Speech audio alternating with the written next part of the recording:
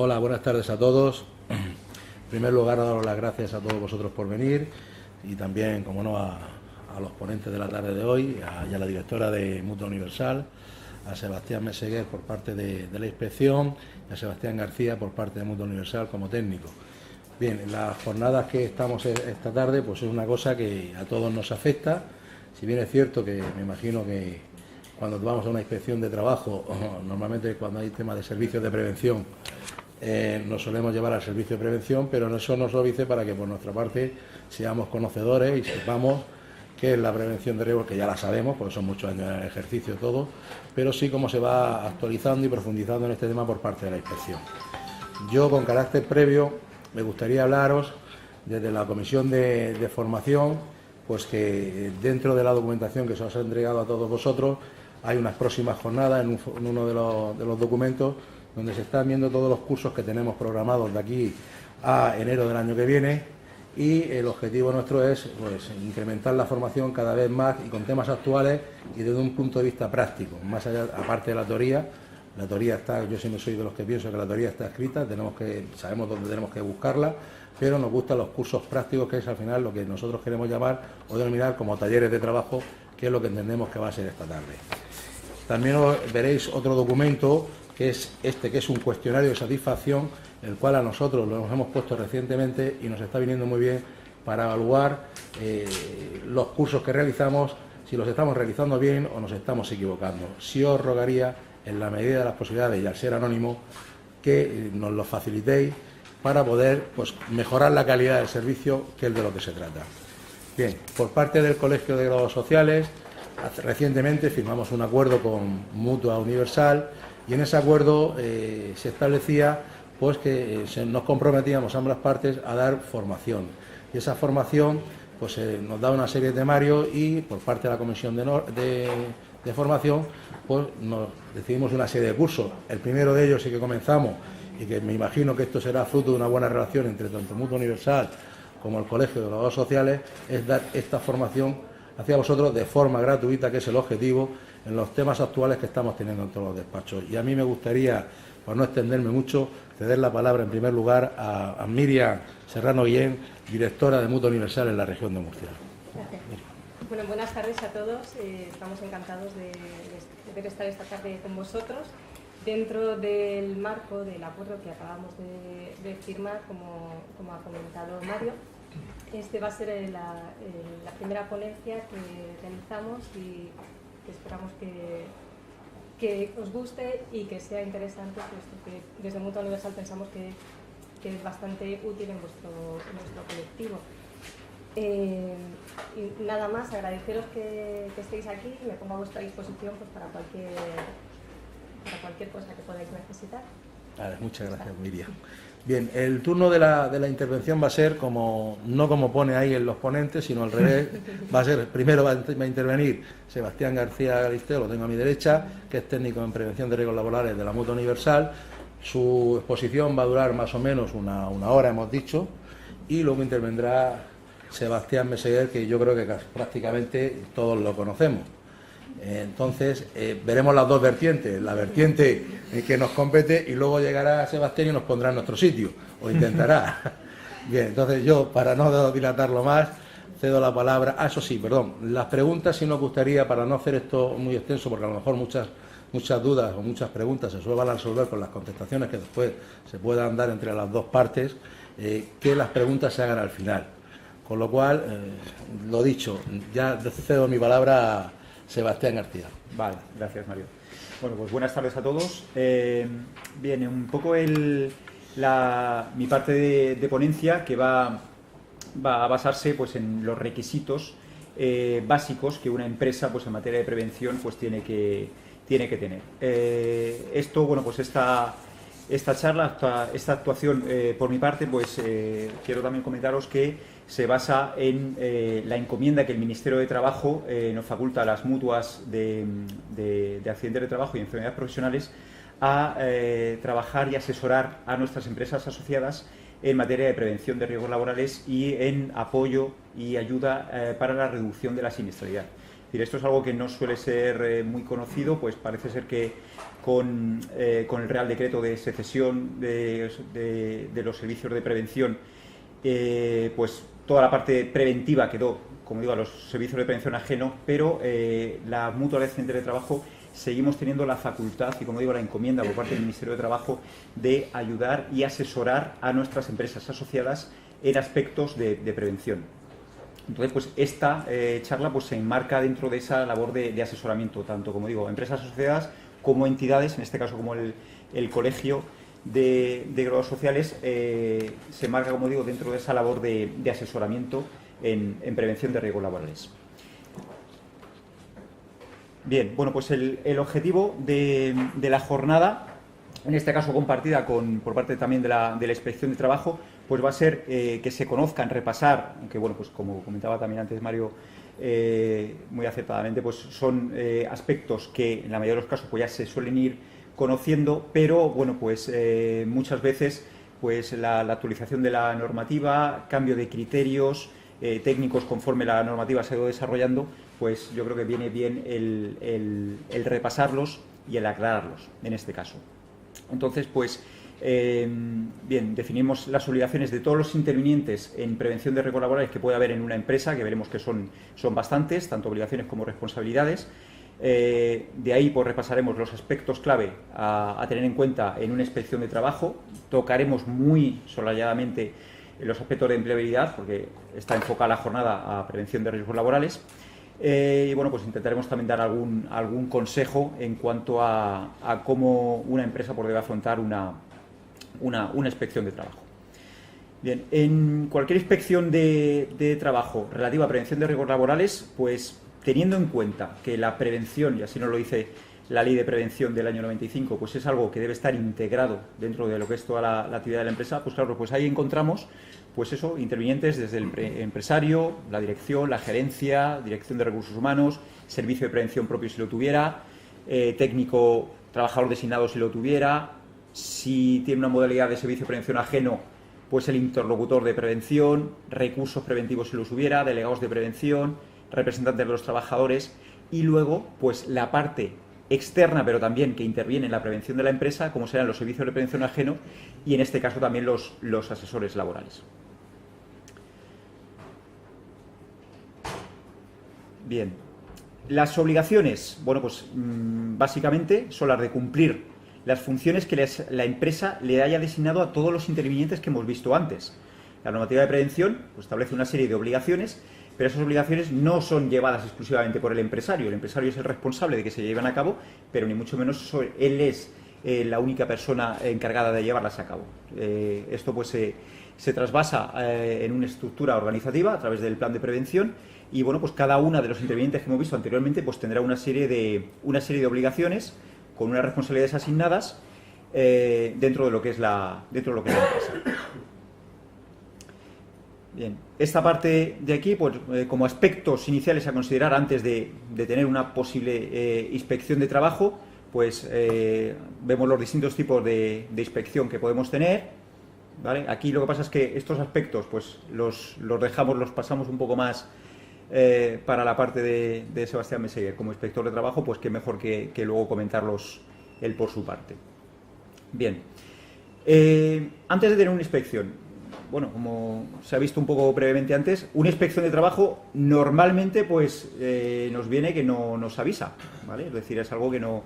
Entonces, un poco la idea de la charla, el propósito de la charla, es saber qué tenemos que tener previamente a la hora de, en caso de tener una inspección de trabajo, que casi se puede tener de un día para otro, ¿vale? Pues qué tenemos que hacer, qué tenemos que haber hecho, qué tenemos que tener en la propia empresa para que esa inspección de trabajo enfocada fundamentalmente en prevención de riesgos laborales, pues no sea exitosa, es decir, que todos los requisitos, todo lo que nos pida la inspección de trabajo, pues lo podamos documentar y evidenciar.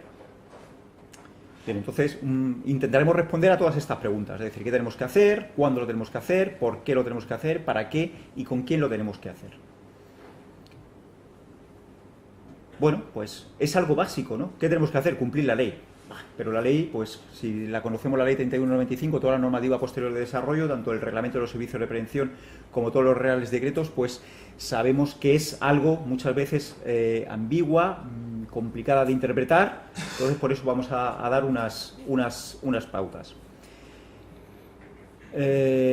Cumplir la ley, una vez que no solamente se trata de cumplir la ley, sino luego poder demostrar que la hemos cumplido, es decir, estar preparados documentalmente. Una vez que tenemos esa documentación, no solamente nos vale tener, como digo, esa documentación, sino que además esa documentación tiene que trasvasarse en una actividad real en la empresa, es decir, tiene que estar puesto en marcha y tener capacidad de evidenciarlo. Un paso que recomendamos también es comprobar si se está preparado, aunque luego se hará referencia un poco más adelante, pero claro, yo soy técnico en prevención y de la misma forma que luego también hablamos de las medidas de emergencia, por ejemplo, una obligación legal, y decimos, bueno, unas medidas de emergencia, si no están completas, si luego no hay un simulacro. Bueno, pues aquí, por ejemplo, recomendamos que por qué no preparar y simular una inspección de trabajo. Esto es una recomendación que, desde el punto de vista preventivo, pues sigue el mismo hilo que como digo, unas medidas de emergencia. Como digo, una inspección de trabajo no sabemos que dentro de 6 meses la vamos a tener, pues podemos decir, oye, vamos a simular o entregar que hemos pasado mañana una inspección de trabajo y nos entra un inspector de trabajo. ¿Qué haríamos? ¿Vale? Pues daremos también unas pautas, es decir, sería este punto 4, comprobar si realmente estamos preparados.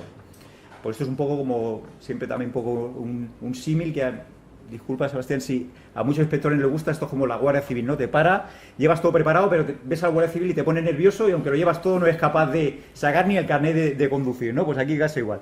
Si esto casi lo entrenas, pues igual luego, podemos solventar problemas. Y, lógicamente, atender a la inspección, claro, no podemos cerrarle la puerta, ellos pues claro tienen autoridad para entrar en el centro de trabajo. Bien, cuando decimos cumplir la ley, bueno, pues la ley de prevención, pero como sabéis es una normativa muy general. Luego tenemos que ir al cumplimiento de los reales decretos concretos. El reglamento de los servicios de prevención, que nos dice cómo tenemos que organizar la prevención en la empresa.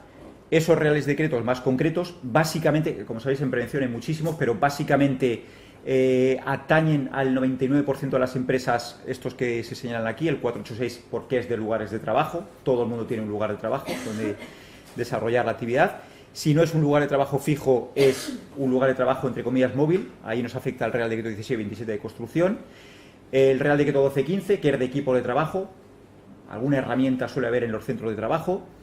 Real Decreto 773, equipos de protección individual. Raramente no tenemos alguna empresa que haya que dar un guante, unas gafas, unas botas. Real Decreto 171, coordinación de actividades empresariales. Rara es la empresa que no tiene una interferencia con otra porque o le prestan servicios en su centro de trabajo o ella presta servicios en otras empresas. Bien, entonces, pues estos reales decretos mínimos, ¿vale? Son los que, como digo, el 99% de las empresas, alguno de ellos les atañe en mayor o menor medida. En cuanto al cumplimiento del reglamento de los servicios de prevención, a lo que vamos es a tener un modelo de gestión. Mayor, menor, me da igual que la empresa sea de un trabajador que sea de 500. El modelo de gestión tiene que estar establecido y bien implantado y proporcionalmente a la dimensión y la actividad de la empresa. En función, si es cierto, de esa dimensión de la empresa, puede ser que incluso sea necesario el disponer, como parte de ese elemento de gestión, de auditorías. Y luego, claro, en una inspección de trabajo no podemos olvidar que suele ser muy habitual que, aunque vaya orientada a la prevención de riesgos laborales, pues muchas veces, ya que el inspector va y hace la inspección, bueno, pues dice, bueno, pues ya que estamos aquí, pues vamos a ver si las condiciones de empleabilidad, es decir, normativa de seguridad social, cumplimiento de convenios y demás, pues también se cumplen. O sea, eso es algo que, lógicamente, tenemos que tener en cuenta y no centrarnos solamente en prevención y el resto de condiciones de empleabilidad, pues descuidarlas, ni mucho menos. Bien, luego pues como veis aparece ahí un A punto y punto, es decir, asunto importante en cuanto a los puntos básicos y absolutamente imprescindibles que en cuanto a prevención de riesgos laborales una empresa tiene que tener. Es decir, lo primero, lógicamente, disponer de un modelo organizativo, es decir, y poder demostrarlo. Esto, claro, se tiene que plasmar a través del plan de prevención. Inicialmente, como sabéis, en la ley 3195 no aparecía, pero sin embargo, pues ya en la ley 54/2003 ya aparecía el primer documento que tenía que tener la empresa, es decir, cómo me voy a organizar en prevención. Y eso viene reflejado en el plan de prevención. Luego, como veis, aparece disponer de los elementos que exige la ley actualizados. Como comentaba al principio en mi breve también introducción, nosotros como Mutua de Accidentes de Trabajo visitamos empresas. Desgraciadamente, cuando las visitamos es porque su siniestralidad es más alta de lo que es la media normalmente de su sector y, pues desgraciadamente, nos encontramos con documentación tipo evaluación de riesgos. Vemos evaluación de riesgos.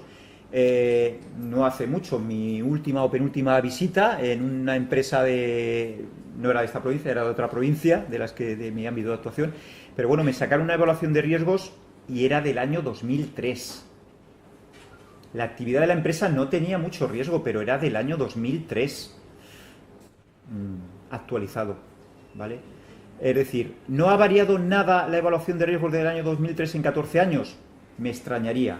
¿Es posible? Vale, es posible, pero al menos un documento de alguien que diga que esa evaluación de riesgo sigue vigente. Si no, como yo le dije al empresario, mira, vengo a asesorarte y ayudarte. Si yo fuera inspector de trabajo, vamos, te ibas con un acta de infracción casi, casi directamente, ¿vale? Entonces, por eso pongo un poco, ¿vale?, el resaltado lo de actualizados. Evaluación de riesgos, incluida evaluación ergonómica y psicosocial. ¿Vale? Esto es algo que lo mismo, en los primeros años de la prevención, pues casi nos conformábamos todos con tener una evaluación de riesgos en cuanto a seguridad e higiene, como se solía decir, pues era lo más importante en aquellos inicios, pues era que nadie se matara cayéndose de un andamio o nadie se intoxicara con un producto químico, pero de esto hace ya muchos años. Ahora ya la ley de prevención establece que tenemos que cuidar todos los aspectos. Recordamos la definición de salud y es el bienestar no solamente físico sino también mental. Entonces, claro, los aspectos psicosociales también. De hecho, pues nos encontramos con muchas actas de infracción donde la evaluación de riesgo se da como no existente o incompleta porque no recoge todas las disciplinas, es decir, la evaluación ergonómica y psicosocial de los puestos de trabajo. Que no hay riesgos, raro, pero bueno, no hay riesgo, vale, pero alguien deberá afirmar que, por ejemplo, riesgos psicosociales no hay, pero algún técnico o quien tenga la responsabilidad de la organización preventiva debe de firmar o asegurar o certificar que ha investigado o analizado o buscado ese tipo de riesgos. La evaluación de riesgos no es un documento en sí que no tiene ningún tipo de validez ni utilidad si no sirve para planificar una actividad preventiva derivada de esa evaluación de riesgos. Por eso también está como asunto importante. En cuanto a la planificación, otro de los aspectos que, como digo, habitualmente nos encontramos en las empresas que asesoramos, pues vemos que no deja de ser una tabla en muchos casos que está sacado de la evaluación de riesgos, pero donde no está fechas planificadas, no hay responsables asignados, no hay una disposición, un presupuesto si las medidas preventivas conllevan pues algún tipo de gasto o inversión. Esto desde el punto de vista de la inspección de trabajo pues tendrá 20.000 más, pero en algún caso siempre puede haber alguna situación que tenemos que considerar de emergencia, pues tiene que estar contemplada en un informe, pero aquí un poco, como comentaba con la evaluación y la planificación, no vale de nada una evaluación si no tenemos una planificación, pues aquí no vale de nada una medida de emergencia si luego no tenemos un ensayo, ¿vale?, de esas medidas de emergencia. El artículo 20 de la Ley de Prevención lo establece así, es decir, luego habrá que formar a equipos de intervención de esas medidas de emergencia y ensayar esas medidas de emergencia. Si no, pues se podrían dar como inexistentes o incompletas o no válidas. Por supuesto, la formación, ¿vale?, importantísima. Artículo 19, artículo 18, el de información. Y aquí nos podemos remitir no solamente a la ley de prevención, sino que con el paso del tiempo hemos visto como diversos convenios colectivos, empezó el convenio de la construcción, convenio del metal, donde fijan además exigencias todavía por encima de las reglamentadas en la ley de prevención. Aquí la formación es uno de los artículos, si no el más, quizá más ambiguo que pueda haber dentro de la ley de prevención. Se dice, bueno, la formación será la necesaria y suficiente, si es necesario que sea práctica. Y aquí pues nos hemos encontrado con muchas actuaciones inspectoras donde pues una formación pues de 1 horita la considera como válida y luego pues otra de 2 horas pero no presencial online pues no la considera como válida. Quizá esto es uno de los aspectos que muchas veces controversia puede generar en una visita de una actuación inspectora. exámenes de salud específicos. Aquí, tanto no solamente por el propio desarrollo, sino muchas veces nos encontramos con, una de mis últimas visitas a una empresa, pues me dijeron, este trabajador que trabaja aquí, su examen de salud, ¿es necesario que se lo haga? ¿Es obligatorio? Pues digo, mira, pues se trataba pues de un transportista. Pues digo, mira, pues resulta que en el transporte, pues no lo es, no es transportista de mercancías peligrosas, no lo es, pero siempre, pues se recomienda pues que el reconocimiento del examen de salud específico pues se lleve a cabo.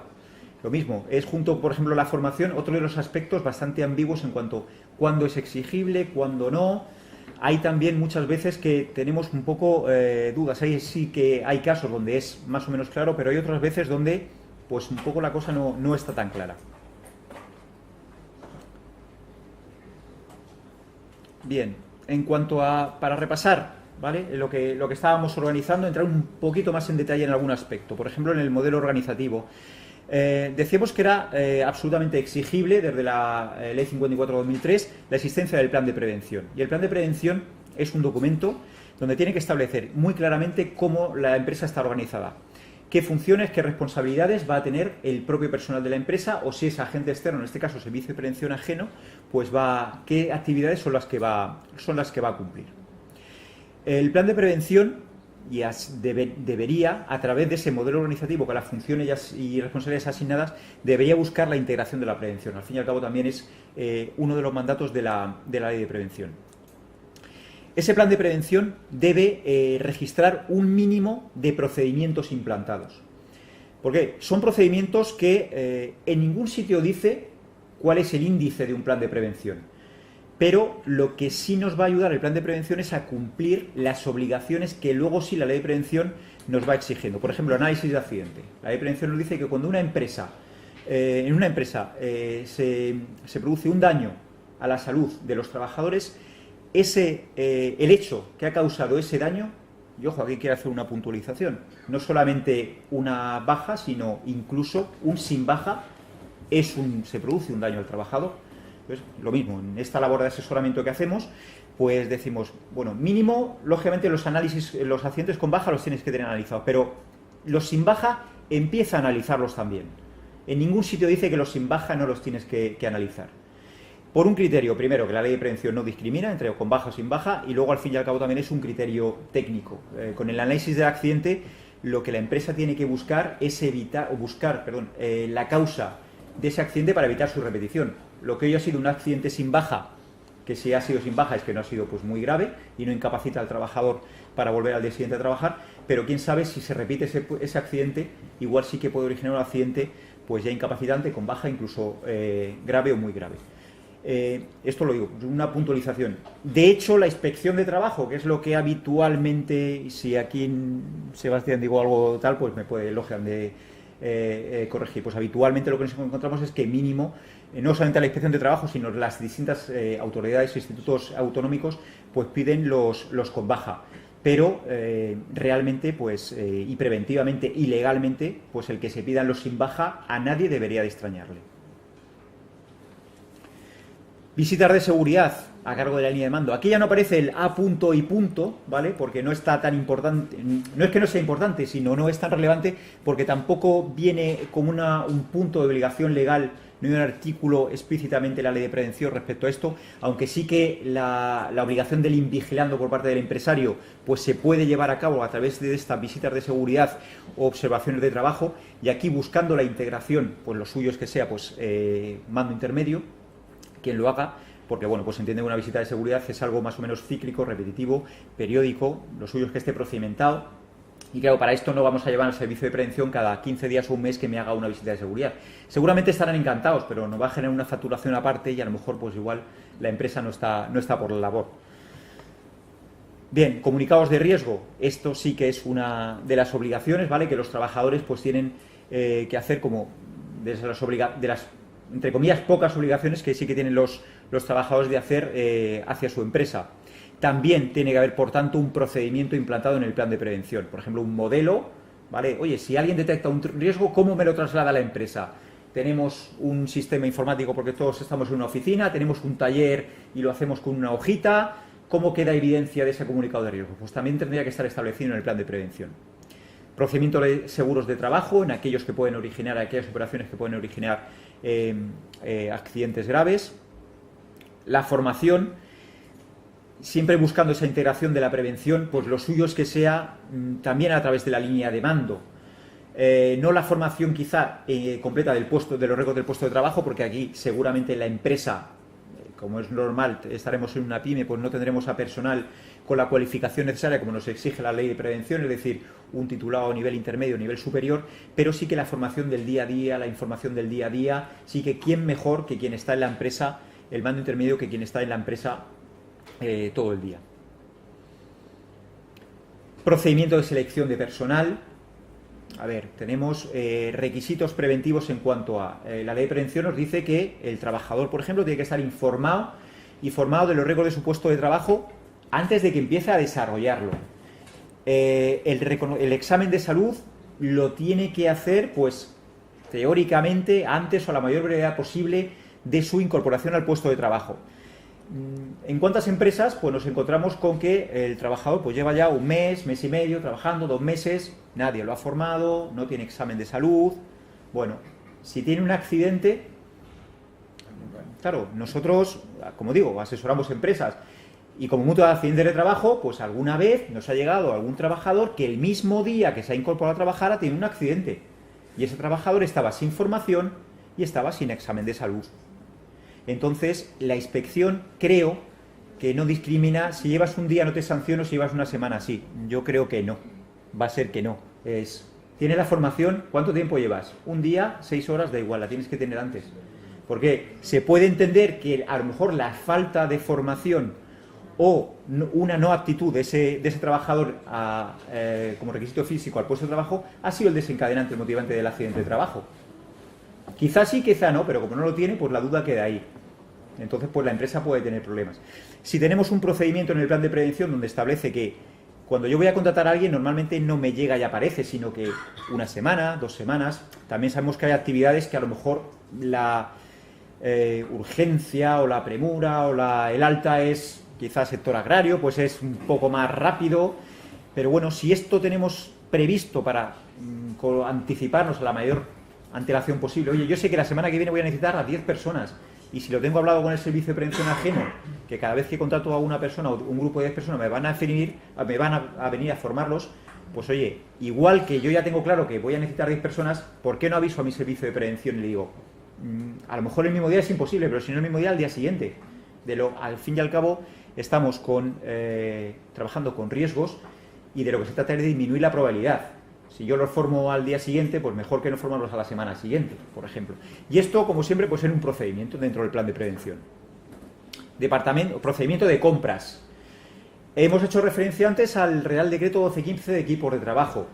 Hoy en día es difícil, pero bueno, si yo la gente de mi empresa que se dedica a las compras tiene un procedimiento donde tiene 4 requisitos, 4 en cuanto a qué equipo de trabajo comprar, y saber que preventivamente no puede comprar cualquier cosa, es decir, no lo mismo, me puedo ir al supermercado de enfrente, con perdón del tal, pero bueno, un chino, donde el marcado CE a lo mejor está pintado, cuando realmente pues me voy al otro que es un poquito más caro, pero sí que tengo una certificación CE.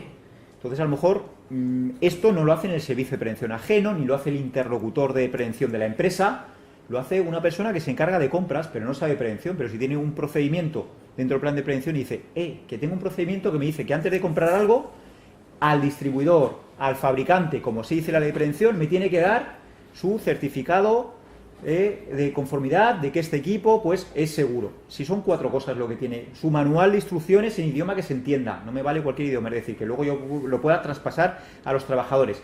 Son 4 requisitos. Pues con esto estaremos haciendo que la obligación general preventiva de la empresa se cumpla en cuanto a adquisición de equipos de trabajo. Porque si luego ese equipo de trabajo es el que causa un accidente y el equipo de trabajo no es seguro, pues la inspección de trabajo, pues igual nos dice, oiga usted, esto ha podido ser el causante, por tanto, pues tenemos una posible sanción. Coordinación de actividades empresariales, ley de subcontratación en materia de construcción, igual, comentaba antes que el Real Decreto 171 de coordinación de actividades empresariales. Esto, pues, aunque tenemos el artículo 24, el Real Decreto salió mucho después de la Ley de Prevención, en 2004, porque tampoco estaba muy claro el cómo el llevar a cabo esa coordinación. Bueno, pues mínimamente, como la palabra indica, coordinarse, es decir, cuando una empresa viene a mi empresa a desarrollar cualquier tipo de trabajo, pues lo mínimo es que yo me tengo que asegurar que esa empresa que viene, sus obligaciones, también preventivas mínimo, están cubiertas. Porque si desarrollando un trabajo en mi centro de trabajo, esa otra empresa, esa tercera empresa, tiene un accidente, pues igual tenemos algún tipo de responsabilidad. Y si encima nos dedicamos a lo mismo, tenemos una solidaria y mancomunada todavía más, ¿vale? Nuestra responsabilidad se incrementa. Entonces, mínimo, ¿vale?, que solicitar a las empresas con las que yo trabajo, pues, esa certificación de que pues sus obligaciones preventivas mínimas están cubiertas. Igual que cuando yo como empresa voy a otro centro de trabajo a desarrollar algún tipo de actividad, pues pasa lo mismo, ¿vale? Esto pues viene, como digo, articulado en el artículo 24, Ley de Prevención, el Real Decreto 171. Aquellas empresas de mayor dimensiones que ya estén certificadas en sistemas de gestión como OSAR 18.000, por ejemplo, pues ya le viene muy claramente en sus objetivos que las empresas no solamente han de preocuparse de los accidentes del personal propio, sino del personal de otras empresas, incluso de sus clientes y proveedores, ¿vale? Pero esto ya todavía puede ser un poco a máximos. Y, como comentaba, pues antes la medida de emergencia. Pues esto lo suyo es que esté procedimentado, decir, bueno, ¿mi actividad cuál es? Es una mercería, ¿vale? ¿Tengo que hacer simulacros cada 6 meses o como si esto fuera un hotel o un hospital, un colegio? Pues quizá no. Pero a lo mejor, pues sí, pues oye, me vale un simulacro cada año o cada 2 años. Tampoco la Ley de Prevención dice cada cierto tiempo. Igual para, como digo, una mercería, yéndome al caso extremo de mínimos riesgos, pues me puede valer. Pero algo tiene que haber y tiene que estar procedimentado y documentado y establecido en el sistema de gestión, en el plan de prevención. Bueno, toda esta parte de aquí, como comentaba, son partes, digamos, añadidas en cuanto a normativa de seguridad social, empleabilidad, que bueno, pues la voy a pasar muy rápido. Si luego la presentación pues la podemos poner a vuestra disposición sin ningún problema, o a través del colegio, como queréis se puede hacer llegar, pero como digo, pues esto como son aspectos un poco que pueden verse también contemplados en una inspección de trabajo, pero como digo, no hay que descuidar, porque bueno, pues ya que tenemos la inspección, aunque vaya enfocada a prevención, puede ser que se nos solicite todos estos requisitos en materia de seguridad social, en materia de empleabilidad. Solamente comentar algún aspecto, ¿vale?, en cuanto a que tiene que ver con prevención. Por ejemplo, cumplimiento de condiciones de trabajo seguros para mujeres embarazadas y en periodo de lactancias, es decir, la Ley de Prevención también establece que en las evaluaciones de riesgo no consideran los riesgos desde el punto de vista de personas totalmente capacitadas desde el punto de vista físico. Nos podemos encontrar con personal especialmente sensible, tanto de forma permanente, es decir, personal con trabajadores con algún tipo de minusvalía, o personal que momentáneamente, transitoriamente, circunstancialmente, como puede ser, por ejemplo, una mujer embarazada o en periodo de lactancia, pues puede afectar en los riesgos del puesto de trabajo de una forma más significativa. Pues todos estos aspectos también tienen que estar considerados. También nos encontramos documentalmente con empresas donde ves que pues, tiene una trabajadora embarazada y eso en la evaluación de riesgos no viene contemplado. Pues a lo mejor es que no le afecta, pero si no le afecta, alguien tiene que decir que ese puesto de trabajo, aunque una mujer esté embarazada, no le supone un riesgo añadido para el embarazo. Y esos aspectos pues tienen que ver con cargas manuales de cargas, con manipulación manual de cargas, esfuerzos, trabajos en altura, trabajo con productos químicos, posturas forzadas de trabajo. Todos esos aspectos tienen que estar considerados. Como decía, estos aspectos de empleabilidad, pues por supuesto, cumplimiento de contratos, convenios, cotizaciones, horarios, todo esto pues tiene que estar. Y esto incluso casi vosotros como asesores casi tenéis más conocimiento que lógicamente yo como técnico en prevención. Bien. Y de aquí pues me quedo un poco con el punto 7, ¿vale? El tener previsto los imprevistos, el ensayar un poco esa posible inspección de trabajo a la que pues cualquier empresa se puede sometida en cualquier momento. En la presentación también tenemos considerado un poco lo que es el régimen de funcionamiento de la inspección de trabajo. Como digo, pues esto está a vuestra disposición. Simplemente a modo de recordatorio, bueno, pues que y esto pone también un poco, me imagino que también conoceréis, con la modificación en sí de la ley de funcionamiento, pues recordar, pero creo que también un poco importante hacer hincapié, que aunque la función inspectora en materia de prevención pues siempre estaba contemplada, pero desde la Ley 23/2015 pues hay pues un cuerpo, digamos, especial o específico en materia de prevención de riesgos laborales. Aunque los inspectores de trabajo pues siempre han estado pues bastante documentados en este sentido, pero es que con la creación de este cuerpo especial todavía más. Por tanto, digamos que si las cosas realmente no están bien en materia de prevención, pues podemos tener problemas. Se hacen de referencia también a las herramientas que la propia Inspección de Trabajo, pues a las que nosotros tenemos acceso. Es interesante porque, y recomendable para las empresas, el echar un vistazo a las propias guías que la Inspección de Trabajo tiene, porque bueno, pues si conocemos los documentos, y ahora que nadie de la Inspección nos escucha, si accedemos a los propios documentos que los propios inspectores ellos tienen como referencias o guías técnicas, pues podemos estar igual más preparados para atender una inspección. Y si eso también, toda esta parte de objetivos y funcionamiento en sí de la inspección, pues la podemos hacer llevar luego en la presentación. Bien. Insistir en eso, que como la propia función de la Inspección de Trabajo, pues es una inspección de vigilancia, control, asistencia también técnica en todos los aspectos, pero por supuesto también en materia de prevención de riesgos laborales. Y luego, a ver, quiero llegar a una parte que, aunque no sea específica de la Inspección de Trabajo, pero sí que, aunque bueno, pues también me imagino que muchos conoceréis, tenemos también un cuerpo que son los técnicos habilitados. Quiero llegar a esta parte. Se sonríe. Hay pocos en todos los sitios, ¿vale? Pero bueno, también es... Sí, ya, pero bueno. Vale, quiero llegar a esa parte, ¿vale? Todo está la parte de actuación inspectora, que luego Sebastián nos va a comentar, lógicamente, pues un poco mejor de toda su actuación, el procedimiento de la actuación inspectora. Además, bueno, pues lo que es el técnico habilitado, es decir, en la Ley 54/2003, una de las cosas que se incorporan también es que, bueno, pues que se habilitaban, de ahí su nombre también, a funcionarios públicos de las administraciones autonómicas en materia de prevención de riesgos laborales tener prácticamente la misma capacidad que los propios inspectores de trabajo. Lo que es cierto es que, bueno, pues no hay muchos, hay provincias en las que prácticamente hay 2 solamente, pero bueno, pero que tienen las mismas facultades inspectoras, siempre dentro exclusivamente de prevención, de riesgos laborales, que los propios inspectores. Entonces, pues lo mismo, es decir, un técnico habilitado sin que sea inspector de trabajo, pues nosotros dentro de lo que es la empresa lo tenemos que atender exactamente igual, porque tiene la misma facultad que si fuera un inspector de trabajo. Y como siempre, pues su propuesta de sanción, igual que los inspectores es ante la autoridad laboral, pues ellos mismos que forman parte de la autoridad laboral, pues actuarían de la misma forma.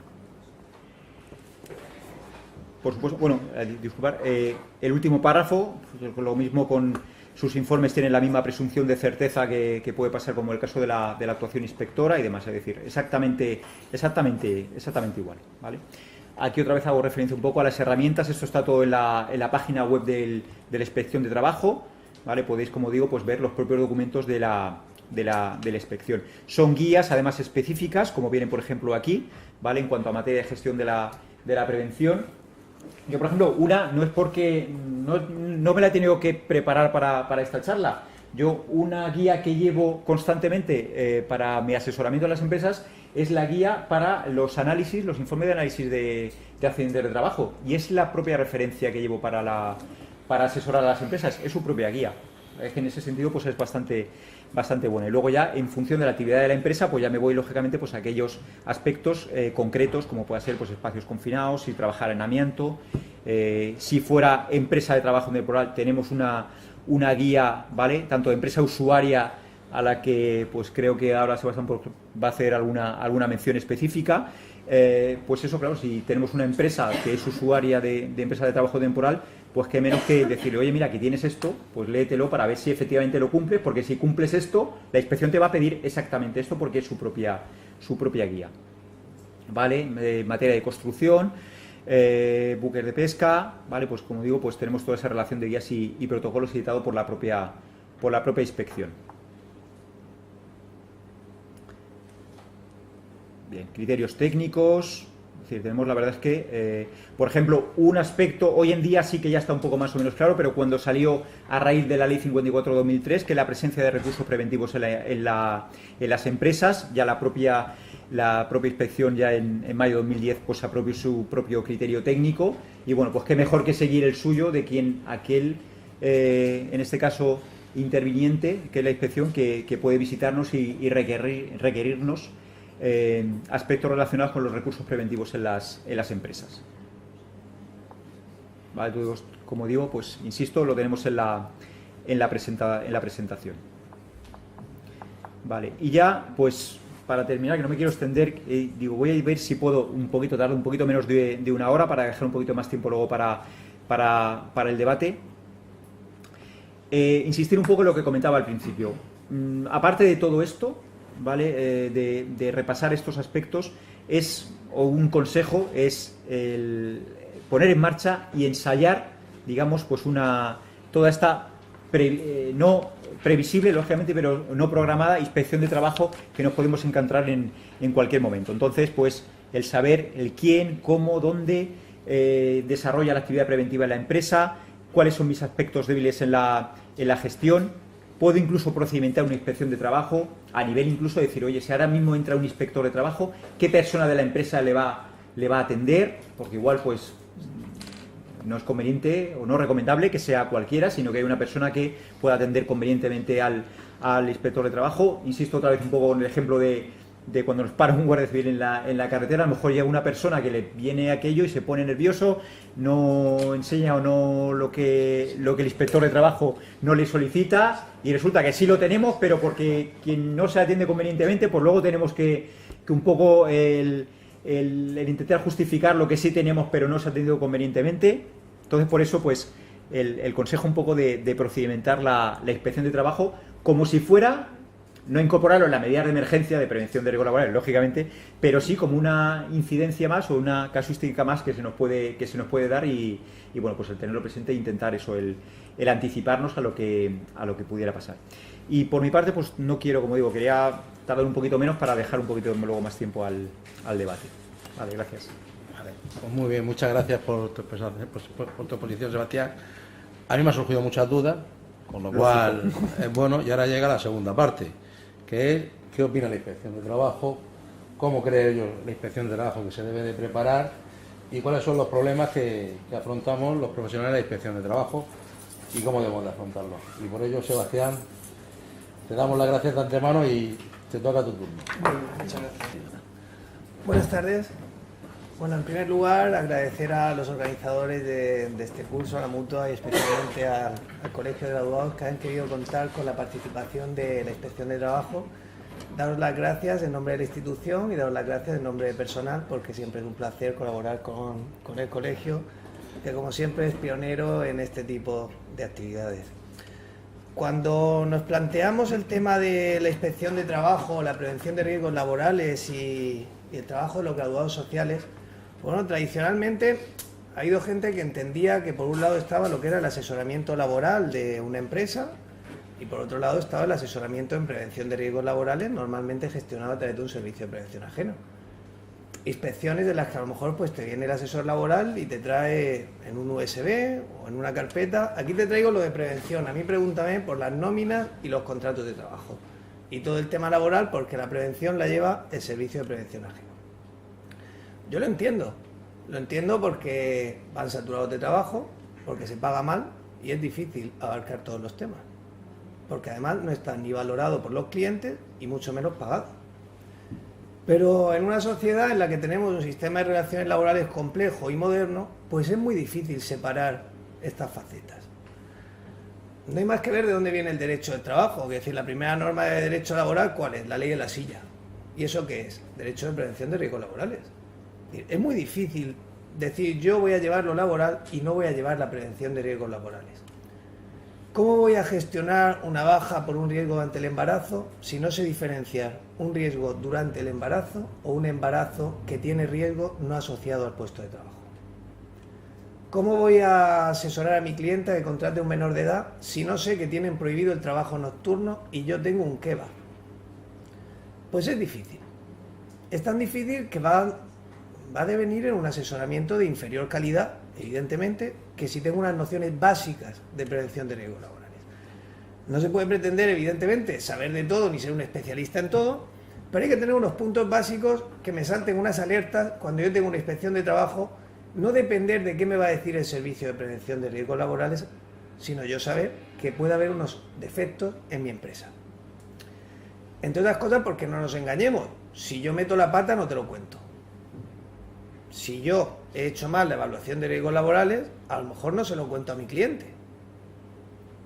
A lo mejor es el asesor el que tiene que decirle al cliente, oye, aquí puede que falte un estudio de ergonomía.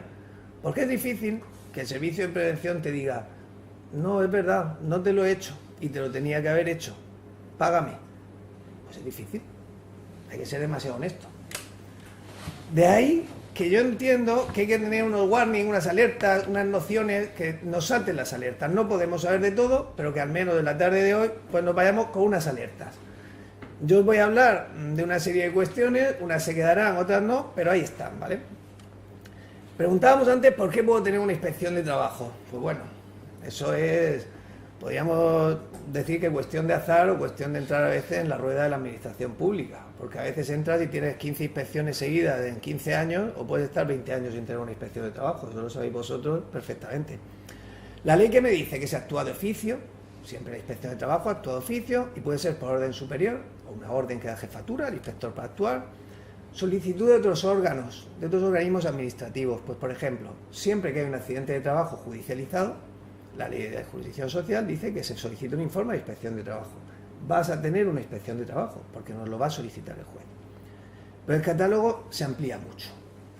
Un autónomo que pide una baja, puede haber un control por parte de la entidad gestora y tener una inspección de trabajo, para ver si el autónomo ha pedido la baja y sigue trabajando, o verdaderamente el negocio está cerrado, o tiene a alguien trabajando sin dar de alta porque el negocio sigue abierto, por ejemplo. Podéis tener una inspección de trabajo por obtención de prestaciones extrañas, entre comillas, pues maternidades, que ha sido dada de alta una trabajadora con 8 meses y medio de gestación en el campo y ha devenido en una prestación por maternidad posterior, pues tendréis una inspección de trabajo. ¿Puede ser a iniciativa del inspector? Claro que sí. Tradicionalmente, cuando yo empecé, más de la mitad de nuestro trabajo era de iniciativa. Tú te ibas a tu zona con tu coche. Cada vez hay mucho menos trabajo de iniciativa. Como es lógico, el Ministerio también se moderniza y lo que pretende es organizar el trabajo de la forma más eficiente y segura posible y tomando por las distintas bases de datos que hay. Si tú tienes unas bases de datos que puedes tratar de maximizar el rendimiento de un trabajo y buscar los nichos de fraude, pues se actuará más que de iniciativa. Ahora, también vais a tener, porque el inspector pasaba por allí y es su zona, y entra a tu empresa, efectivamente. Luego tendréis, evidentemente, pues denuncias. Ahora bien, normalmente la mayor parte de las actuaciones vienen en lo que se llaman campañas de la inspección de trabajo. ¿Por qué? Porque somos un organismo peculiar. Peculiar porque dense cuenta que somos un organismo estatal. La inspección de trabajo sigue siendo estatal. A pesar de lo que hay hoy día, nosotros seguimos siendo estatales. ¿Está transferida en Cataluña? Sí. Y en Canarias, sí. Pero seguimos siendo un organismo estatal. Pero con una doble dependencia funcional. En ocasiones desarrollamos competencias autonómicas y en ocasiones desarrollamos competencias estatales. Por ejemplo, seguridad social, competencia exclusiva del Estado, prevención de riesgos laborales, tenemos competencia autonómica. ¿Por qué? Porque se busca una unidad de acto, que después veremos. ¿Esto qué va a generar? Pues que todos los años el Estado y las comunidades autónomas, en unos organismos que no vamos a entrar ahora a explicar, fijan unas campañas a realizar. Por ejemplo, se va a realizar una campaña en empresas de construcción y se van a visitar 650 empresas. Se va a realizar una campaña en empresas que tengan bajas por riesgo durante el embarazo, por ejemplo, y se van a ver 250 empresas. Y así se planifica la actividad entre el Estado y la comunidad autónoma para conjugar, por así decirlo, que somos un organismo que paga el Estado, pero tenemos una doble dependencia Y, por ejemplo, la recaudación de sanciones en materia de prevención irá a la caja autonómica y en materia de seguridad social irá a la caja de la seguridad social, ¿de acuerdo? Hemos dicho, una vez que empezamos por cualquiera de estos motivos, ¿cómo actuamos? Pues por visita, comparecencia o expediente administrativo. Estamos en el campo de la prevención de riesgos laborales, con lo cual lo normal es que tengáis una visita inspectora. Un inspector de trabajo, no un subinspector, porque no tienen competencia en prevención de riesgos laborales, os realizará una visita. Siempre no. Si voy a investigar un accidente que acaeció hace 2 años y medio, no voy a ir seguramente, porque ya no tendrá sentido la visita. Pero lo normal es una visita acompañada de una citación que todos conocéis para que comparezcas en las dependencias de la Inspección de Trabajo. El empresario tiene una obligación de colaborar con la Inspección de Trabajo. Ya sabéis que toda acción que perturba o retrasa la actuación por parte de la Inspección de Trabajo se sanciona como una obstrucción. Cada día se potencia más la cuantía de las sanciones en materia de obstrucción. A título de ejemplo, si alguien se marcha del centro de trabajo sin identificarse, la sanción mínima son 10.000 euros. ¿Por qué? Porque si ese trabajador fuera un desempleado sin dar de alta, la sanción mínima son 10.000. Yo otro día fui a una empresa con un compañero, se fueron 2 trabajadores sin identificarse. La sanción van a ser 20.000. Seguramente eran 2 trabajadores que a lo mejor simplemente no estaban dados de alta. La sanción por la obstrucción va a ser mayor que si se hubieran quedado en la empresa. Pero bueno, hay que saberlo y hay que asesorar a los clientes. Normalmente, pues cuando visitamos y hay una obstrucción, yo lo primero que les digo es llama a tu asesor. Llaman al asesor, el asesor normalmente les explica y empieza a funcionar todo como la seda. Porque las sanciones por obstrucción a la labor inspectora evidentemente se cuantifican cada vez más con unas infracciones superiores. Hablábamos antes de la denuncia. Bueno, la acción de denuncia es pública y ya saben ustedes que el denunciante no es interesado ni parte en el procedimiento, salvo que se inicie un procedimiento sancionador que se pueda afectar. El denunciante hoy día tiene derecho a ser informado del estado de tramitación de la denuncia, ¿de acuerdo?, hechos constatados y las medidas que tomamos solo si se ven afectados sus derechos individuales. De forma que en prevención de riesgos laborales, si lo que denuncias afecta a tus derechos individuales, te informaremos de todo. Si no, solo te diremos que hemos acudido y hemos actuado reglamentariamente. No te informaremos si esta infracción o no. Evidentemente, si tú estás denunciando que has sufrido un accidente, es distinto, ya eres un interesado, tendrás un expediente sancionador y tú podrás ser parte del mismo. No se va a tramitar nunca la denuncia anónima, como saben, y la denuncia pues siempre es confidencial, en contra de lo que piensa gran parte de la gente en la calle, pues la denuncia todos sabemos que es confidencial. Es diferente si la denuncia la interponen los representantes unitarios o sindicales de los trabajadores, que sí tienen derecho a que se les informe de los hechos constatados y las medidas adoptadas al respecto. Es una importante diferencia que ha introducido la actual ley de inspección de trabajo, ¿de acuerdo? Evidentemente, si ya está siendo conocida por el juzgado o carece de sentido o de fundamento, pues directamente no se va a investigar por parte de la inspección de trabajo. Al inspector lo que le interesa para poder actuar es que la denuncia sea detallada, que tengamos el mayor detalle posible. ¿En mi empresa se incumple la normativa de prevención de riesgos laborales? No. ¿Dónde trabaja usted? ¿En qué puesto trabaja? ¿Qué oficio desempeña? ¿En qué maquinaria? ¿Y qué quiere usted que veamos? Porque si nosotros vamos a una empresa con 50 trabajadores, o vamos a tiro hecho, o la capacidad de actuación va a ser más limitada, evidentemente. Entonces la denuncia tiene que ser lo más detallada posible. Los modelos de denuncia los tenemos todos en la web, los tenemos allí en la inspección de trabajo, cualquiera de los clientes puede acceder a la web del ministerio y verla. Hay una novedad que se introdujo, que es el famoso buzón del fraude. Buzón del fraude que a nosotros nos gusta tampoco, pero bueno, es importante. ¿Qué es el buzón del fraude? Pues una web donde uno puede poner de manifiesto irregularidades de forma anónima.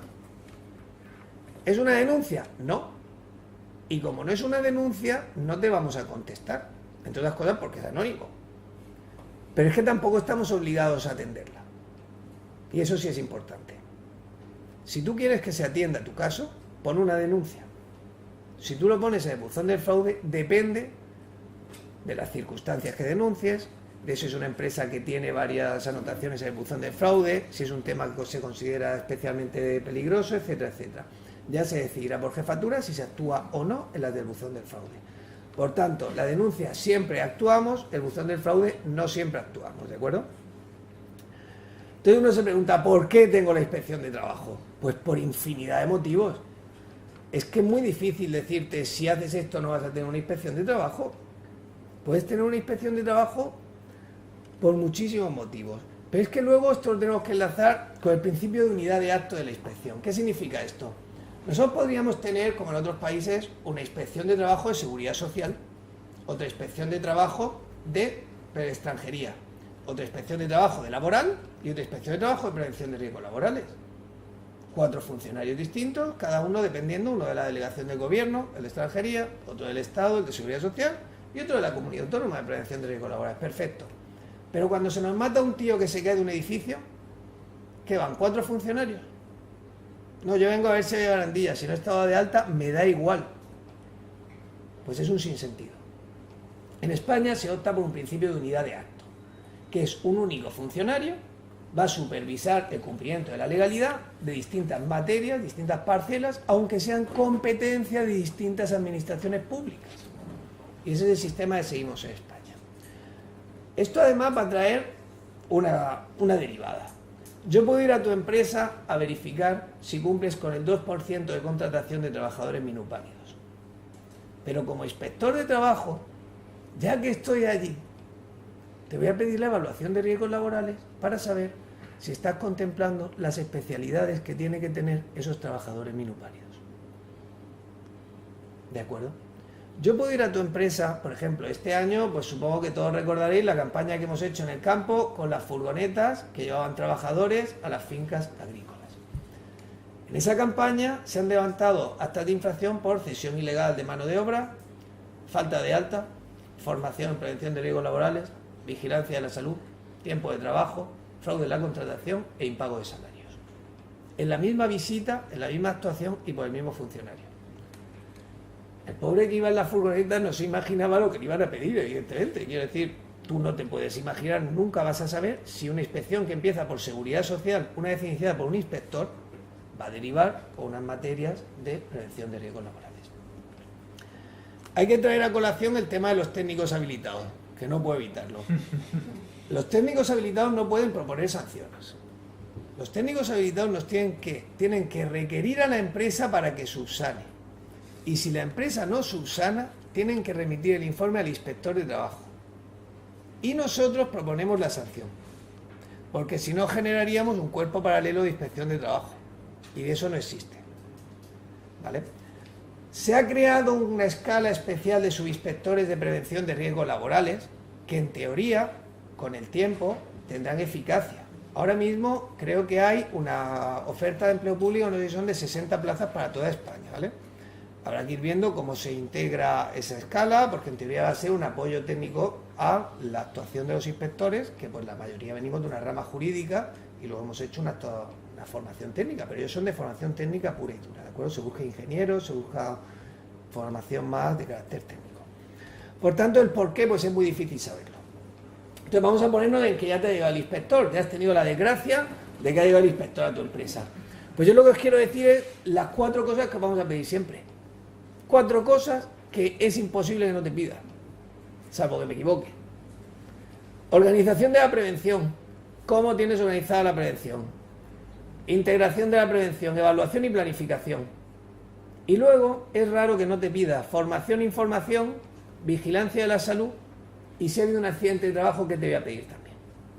Y luego sí me gustaría comentaros 3 colectivos que tenéis que tener en cuenta de que os salte una alarma cuando vuestra empresa tiene un trabajador menor de edad contratado, cuando contratáis con ETTs, y qué medidas básicas, 5 minutos, tenéis que tener en cuenta para la protección de la trabajadora embarazada, parto y lactancia, ¿de acuerdo? Evidentemente no nos vamos a extender mucho porque eso necesitaríamos pues una jornada entera. Lo primero que tenemos que tener claro es ¿qué tiene que hacer la empresa? ¿Cuál es la primera obligación de organizar la prevención en la empresa? ¿Qué significa eso? Eso significa que la tienes que organizar con las distintas modalidades que te permite la ley. ¿Un autónomo sin trabajadores tiene que organizar prevención? No. ¿Tiene que formarse en prevención? Tampoco. Un autónomo, la única obligación es de coordinación de actividades empresariales. y el resto de lo que se le vende se le puede vender como mejora, pero no como una obligación. Y un autónomo con un trabajador. Un autónomo con un trabajador no es un autónomo, es un empresario, porque tiene un trabajador dado de alta. Entonces tiene todas las obligaciones desde el primer trabajador hasta 249. Las obligaciones son las mismas. En España eso no se va a diferenciar. ¿Y una cooperativa? Pues primer error generalizado. Las cooperativas, lo único que pasa es que los socios cooperativistas, España les permite optar en un régimen de seguridad social, como autónomos o cuenta ajena, pero se les aplica la Ley de Prevención de Riesgos Laborales íntegra, así como lo dice tanto la Ley de Prevención como la Ley de Cooperativas de la Región de Murcia. Con lo cual, en las cooperativas hay que tener la formación y la vigilancia de salud los socios cooperativistas y tendrán que tener todo el cumplimiento de obligaciones, ¿de acuerdo? Porque encontramos muchísimo en construcción cooperativas que dicen, somos autónomos. No, mire usted, ustedes son autónomos, pero son socios cooperativistas con unas obligaciones marcadas por la ley. Primera consecuencia, evidentemente, si no tienes organizada la prevención, acta de infracción con total seguridad. Aquí no va a haber requerimiento nunca, porque te estás saltando la primera norma esencial de la prevención. ¿Y cómo puedo organizar esta prevención? Me pregunto. Asunción personal, que la asuma el empresario. Pues ese era lo que pretendía la directiva europea. Y a lo que hemos llegado es que no lo asume nadie. Pero es que la administración no lo permite, básicamente, cuando ahora veamos las trabas que pone la administración, que con una mano te dice, organícese usted, pero con otra mano las trabas son muy importantes. ¿Cuál es la segunda opción? Servicio de trabajadores designados, servicio mancomunado o servicio de prevención ajeno, que es la estrella en España. Entonces, ¿cuándo puede un empresario asumir la prevención? No vamos a extendernos, pero en principio empresas de hasta 10 trabajadores que no hacen actividades especialmente peligrosas. Si yo no hago una actividad especialmente peligrosa y tengo una plantilla pequeña y desarrollo mi trabajo de forma habitual en ese centro de trabajo como empresario, si tengo la adecuada cualificación, al menos un nivel básico, al menos, pero ahora veremos las dificultades, en teoría yo podría decir, pues mira, ya que yo estoy todo el día en el kiosco y tengo un trabajador, voy a asumir yo la prevención de riesgos laborales. Eso es integrar de verdad la prevención. Para eso ya saben que se invirtió mucho dinero, y si no se lo digo, en el Evalúate, el Prevención 10, el Prevención 25, unas plataformas que lo que buscaban era que el empresario, a través de unas plataformas, pudiera organizar la prevención, le ayudaban a hacer la evaluación, le ayudaban a hacer una gestión documental, le ayudaban a hacer una planificación preventiva. Eran fantásticas, ¿vale? Ahora veremos por qué no fue bien. La segunda posibilidad es designar trabajadores, que es lo mismo que asumirle al empresario, pero a través de trabajadores adecuadamente cualificados, ¿de acuerdo? Yo puedo designar trabajadores dotándole de medios humanos y materiales adecuados y suficientes. Pero ¿qué pasa si yo digo que asumo la prevención? Yo tengo una empresa de 5 trabajadores y digo, voy a asumir la prevención porque voy a gastar un dinero si a mí esto además me gusta. Primer problema, tengo que auditar el sistema. Auditar el sistema significa que tengo que ir a una entidad externa que me haga, por así decirlo, una auditoría para decirme si está bien o está mal el sistema que estoy gestionando. Empresas de hasta 50 trabajadores que no tengan trabajos especialmente peligrosos pueden hacer una solicitud de exención de auditoría a la autoridad laboral.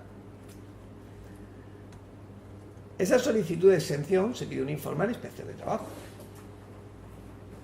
Al final, pues más del 90% de las exenciones de auditoría se ha dicho que no se les exime de la auditoría. ¿Y el empresario qué dice? Acabo de entrar en el radar de la administración. La he asumido, no he hecho auditoría, he pedido exención, me han dicho que no. De entrada ya entra en el radar, porque a nadie le gusta pedirle nada a la administración pública, a mí tampoco me gusta. A ninguno nos gusta tener que pedir a la administración, y menos nos gusta que nos digan que no. Porque uno dice, ¿y ahora qué? ¿Me va a venir el tío del mazo a ver por qué no organizo la prevención? Lo segundo, que es casi insoslayable, cualificación requerida para hacer la evaluación. Esto hay que remitirse al reglamento de servicio de prevención, que no me voy a enrollar. Hay 3 niveles, básico, intermedio, superior. El básico nos lo puede dar un servicio de prevención perfectamente, las famosas 50 horas. Pero el intermedio, ahora, ya no valen los cursos que hacíamos antes, de 350 y 500, ahora es formación reglada. Y el superior es un máster. Es un máster de la universidad, que hay que hacer su carrera, y hay que hacer... Y Bueno, si tú estás en tu kiosco, a lo mejor no tienes tiempo. A lo mejor no tienes ni la formación, ni el tiempo o el dinero. Con lo cual son una serie de hándicaps para tener esa formación, esa cualificación, perdón. Y la ley me dice que cuando tengo que hacer una evaluación con un mínimo de complejidad o una estrategia de medición, ya no me vale un nivel básico. ¿Es una estrategia de medición niveles de luz, nivel de ruido, manipulación de cargas? Pues es complicado. ¿Hasta qué punto con el nivel básico me va a valer? Y luego ya vienen las dos que no hay quien las salve. Formación. La formación no la puede impartir un nivel básico. Tiene que ser un nivel intermedio o superior. Y por último, la vigilancia de la salud. No la puede hacer el empresario. Entonces te encuentras que el empresario dice, voy a asumir la prevención. Y yo le digo, sí, pídeme exención de auditoría, que te la demos. La de autoridad laboral. Y luego concierta con un servicio de prevención que te forme a los trabajadores y que además, con otro servicio de prevención o el mismo, que te haga la vigilancia de la salud. Pues a lo mejor te sale al mismo precio coger el paquete completo. Con lo cual, pues ha sido un fracaso absoluto. Yo en mi día a día no creo que me encuentre una empresa de cada 5.000 que tenga organización de la prevención asumida por empresarios. Ninguna. Con lo cual, al final, ¿qué tenemos? Pues tenemos que normalmente acuden a un servicio de prevención ajeno. Esa es la práctica. La práctica de una pyme, todos saben que sí, es un servicio de prevención ajeno. La empresa es directamente responsable de cumplir las obligaciones de prevención, no lo confundamos. Y el servicio de prevención tiene otras obligaciones distintas, sobre todo para con su cliente. Pero cuando el cliente te dice, no, mire, la evaluación de riesgo está mal, el responsable es el cliente, no el servicio de prevención ajeno. Cuando se hace ese concierto con el servicio de prevención, eso es lo primero que el asesor tiene que estudiarse de arriba abajo. Porque la normativa ahora busca que sea muy claro el concierto. Los conciertos nos cuesta entenderlos hasta nosotros, porque nadie los quiere hacer claros. No porque seamos tontos, porque el que lo escribe lo sabe escribir. Un concierto me tiene que decir qué asume el servicio de prevención, qué no asume, y lo más importante de todo, qué actividades, siendo legalmente exigibles, no las cubre el concierto. ¿Esto qué quiero decir? Una empresa hace trabajos de soldadura y el concierto no incluye la evaluación de los humos de soldadura. En el concierto tiene que venir negro sobre blanco que no se asumen esas mediciones. No sé si me explico. Porque esa evaluación va a estar incompleta sin esas mediciones y yo te voy a proponer sanción. Pero el concierto tiene que decirlo. Hablábamos antes de la ergonomía. Camareras de pisos. Una camarera de pisos tiene que haber una evaluación de riesgo donde hay un estudio ergonómico de esas tareas que desarrolla. Y la evaluación, si no lo tiene, es incompleta. Pero el concierto tiene que decirte que yo no asumo ese estudio, que te lo voy a facturar aparte y tú si quieres me lo pagas y entonces lo incluyo. Pero si no es tú, lo primero que tienes que ver como asesor es qué tengo fuera y es obligatorio tener dentro. Y con eso ya sabéis todo por lo que podéis tener sanciones de entrada el día que tengáis una inspección. Con coger el concierto de prevención de riesgos laborales. Iros a la cláusula que dice obligaciones legalmente exigibles no asumidas por el concierto. Ahí todo eso es incumplimiento legal.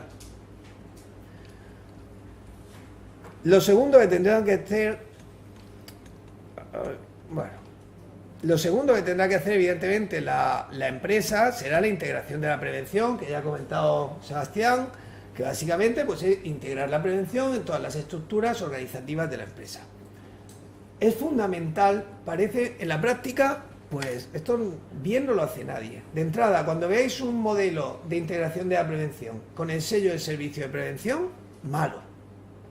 Se lo han dado con los huecos para poner los nombres. Que lo tire, que no vale de nada. Eso no vale de nada. ¿Para qué tiene que servir esto? Pues esto tiene que servir para, por ejemplo, cuando tú estás diseñando tu nave industrial y al final solo piensas en producción, acabas poniendo dos máquinas que generan un determinado nivel de ruido juntas y te va a generar un nivel de ruido en la nave que no vas a tener forma de cumplir la ley en la vida. Porque lo único que has pensado es en producción. Si tú integras la prevención desde el inicio al organizar tu empresa, a lo mejor esas dos máquinas, si las separabas, no generaba ese nivel de ruido. A lo mejor al hacer la adquisición de materias primas, ¿con qué materiales vas a trabajar? Pues si vas a trabajar con silestone, vas a tener una serie de gastos en prevención y una serie de obligaciones en prevención muy diferentes a si en lugar de con compactos de cuarzo, trabajas con piedra. Porque los riesgos son distintos. Integrar la prevención, por tanto, lo tenemos que hacer desde el origen. No me voy a extender en la integración, que lo ha explicado muy bien el compañero, pero ya saben que tienen que tener un plan de prevención aprobado por la empresa documentalmente. Sí me quiero extender un poco en la evaluación de riesgos. ¿Qué te pedimos siempre? Siempre que tienes una inspección de trabajo de prevención, te pedimos la evaluación de riesgos laborales. ¿Qué es una evaluación? Pues una evaluación no es más que ver la magnitud de los riesgos y qué medidas preventivas tengo que tomar de los que no he eliminado. ¿Qué quiero decir con esto? Que lo primero es eliminar los riesgos. Entonces, si el riesgo lo he eliminado, no lo tengo que evaluar. Cuando cojáis una evaluación de riesgos y empecéis a ver medidas genéricas, la maquinaria deberá disponer de marcado CE. La maquinaria no deberá generar un atrapamiento. Pero digo usted, ¿la maquinaria tiene marcado CE? Sí. ¿Y por qué me pone en la evaluación que deberá disponer de marcado CE? Entonces, todas las medidas de general cumplimiento o todas las reproducciones de reales decretos, todas las reproducciones de las normas, fuera. Si quieren hacer unos protocolos de buenas prácticas, de seguimiento, perfecto, pero no hay que evaluar lo eliminado, porque si no, las evaluaciones de riesgos tendrían 50.000 folios, fuera cual fuera el tamaño de la empresa. Por tanto, la evaluación tiene que ser comprensible y clara. Tenéis que ver que en la evaluación esté toda la maquinaria que tiene la empresa. ¿De acuerdo?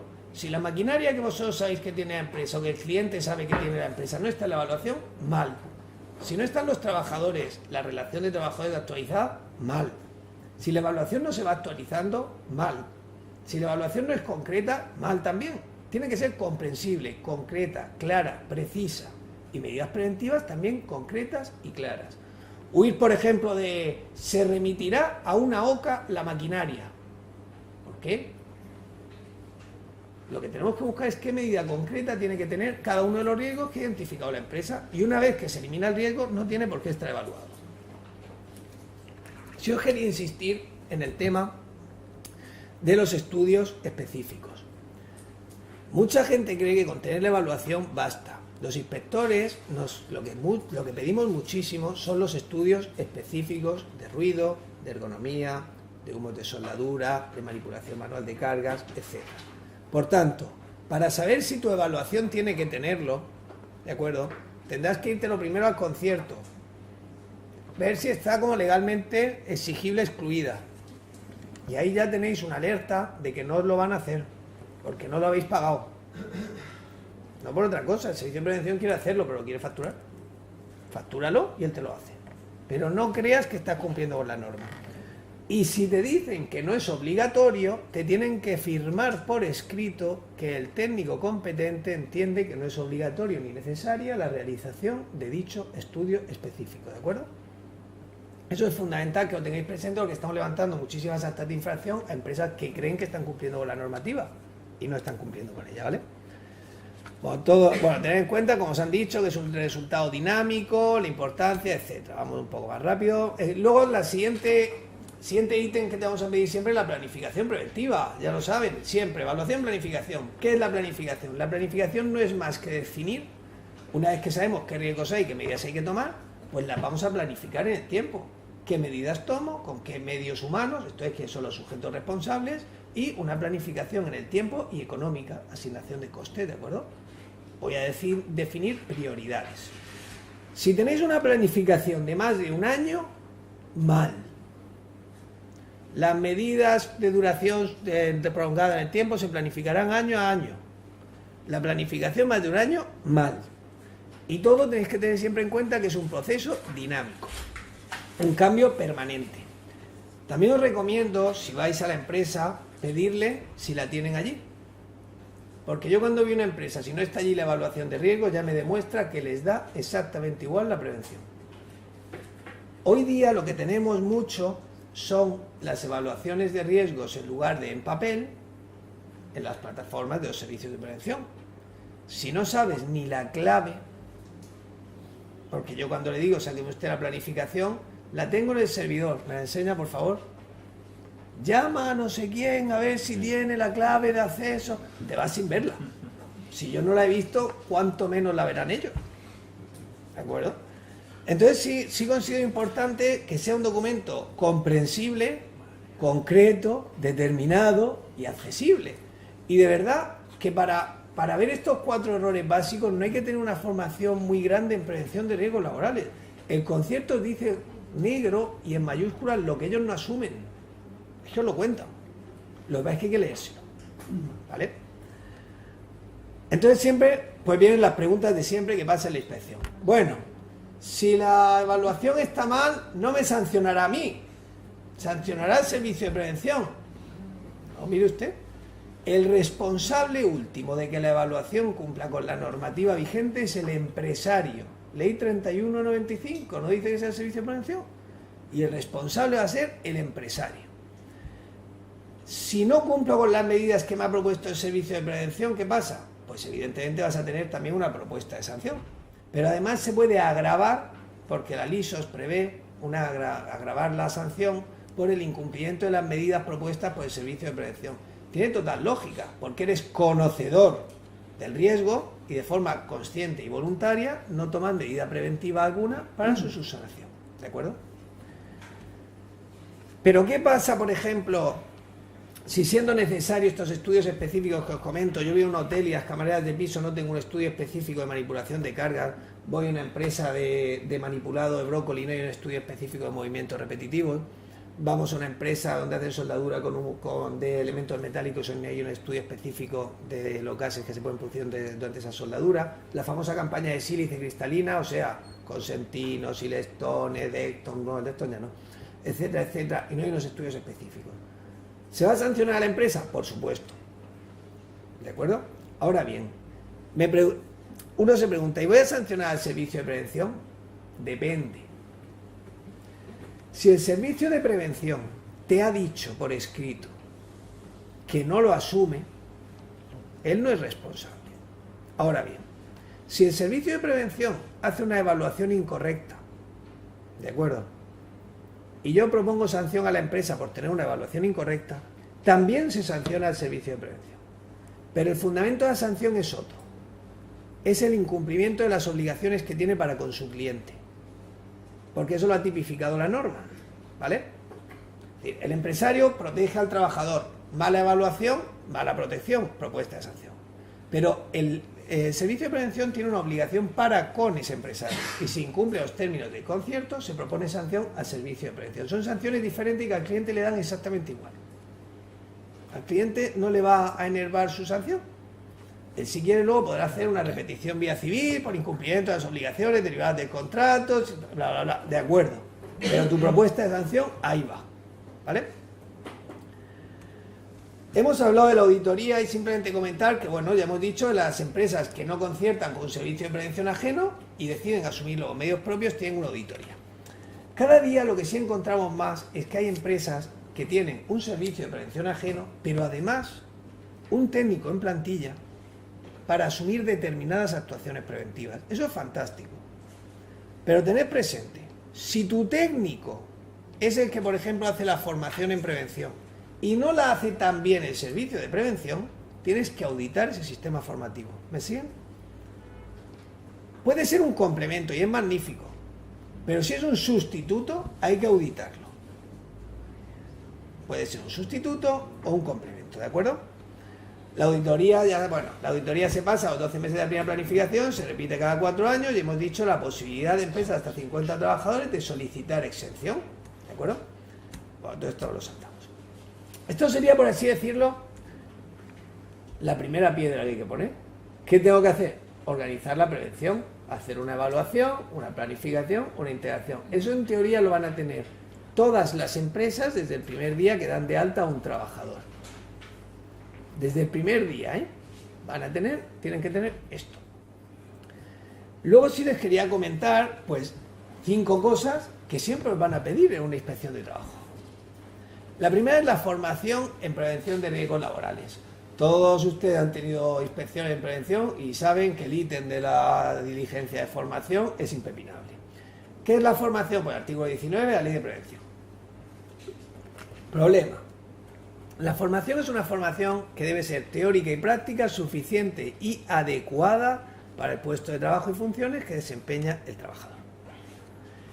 No es una formación como la de construcción que se va desempeñando a lo largo del tiempo, sino es una formación que tiene que ser dada, tiene que estar formado el día que se incorpora, el famoso accidente del día de incorporación.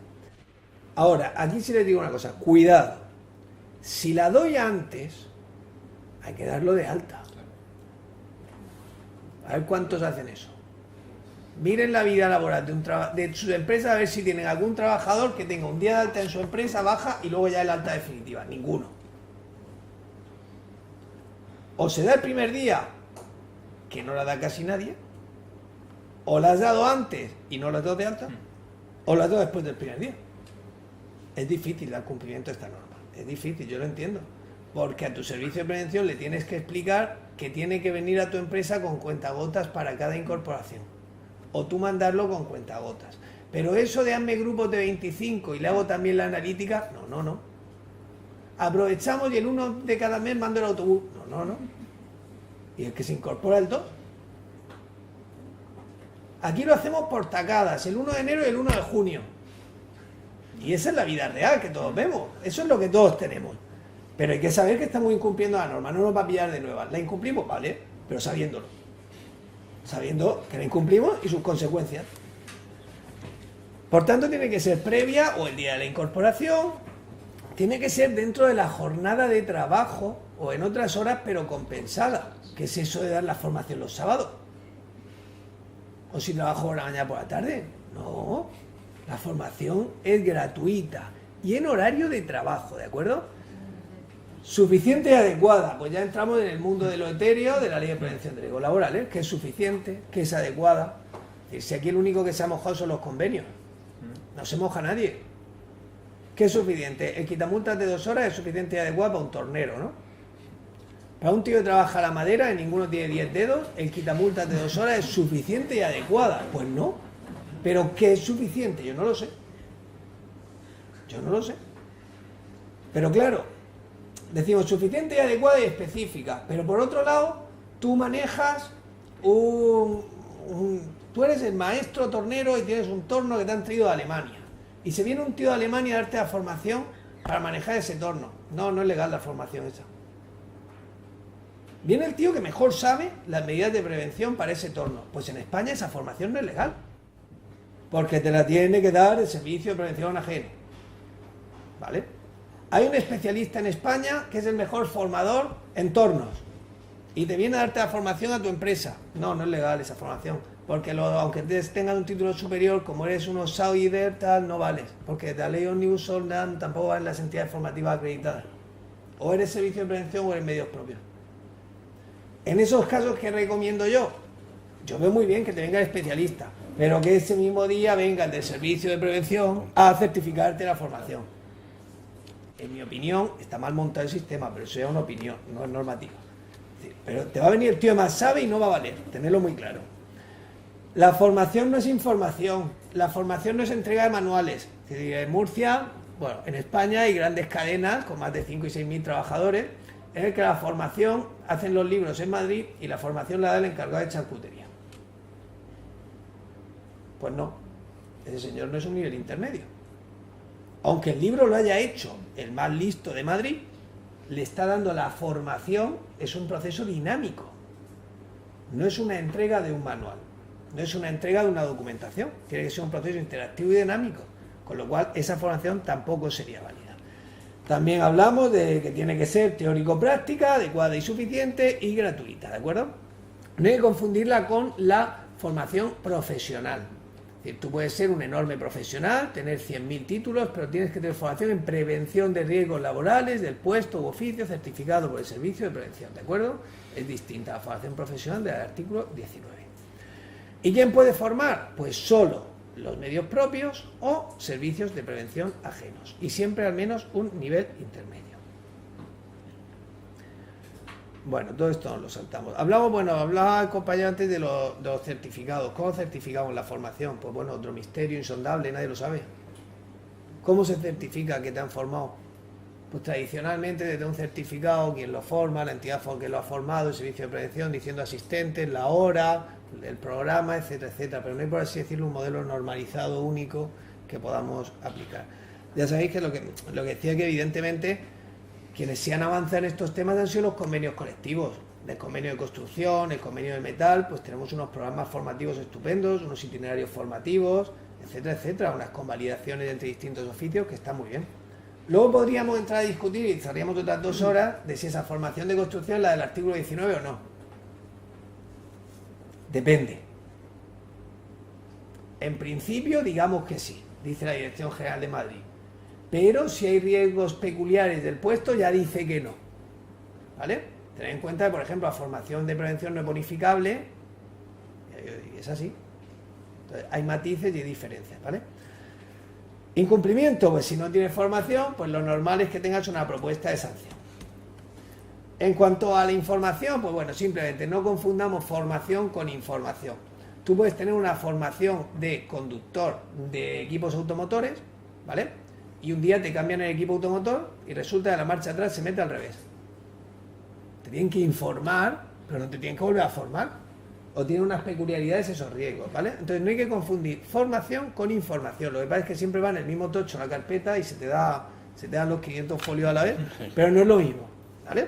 No es lo mismo. La información se tiene que ir actualizando también permanentemente cada vez que van variando circunstancias que te pueden a ti afectar a efectos preventivos, ¿vale? La vigilancia de la salud. Bueno, la vigilancia de la salud, artículo 22 de la Ley de Prevención de Riesgos Laborales, te la vamos a pedir siempre. Si es que siempre te vamos a marcar las mismas 5 casillas de entrada. Y una es formación, evaluación, planificación, concierto, servicio de prevención y vigilancia de salud.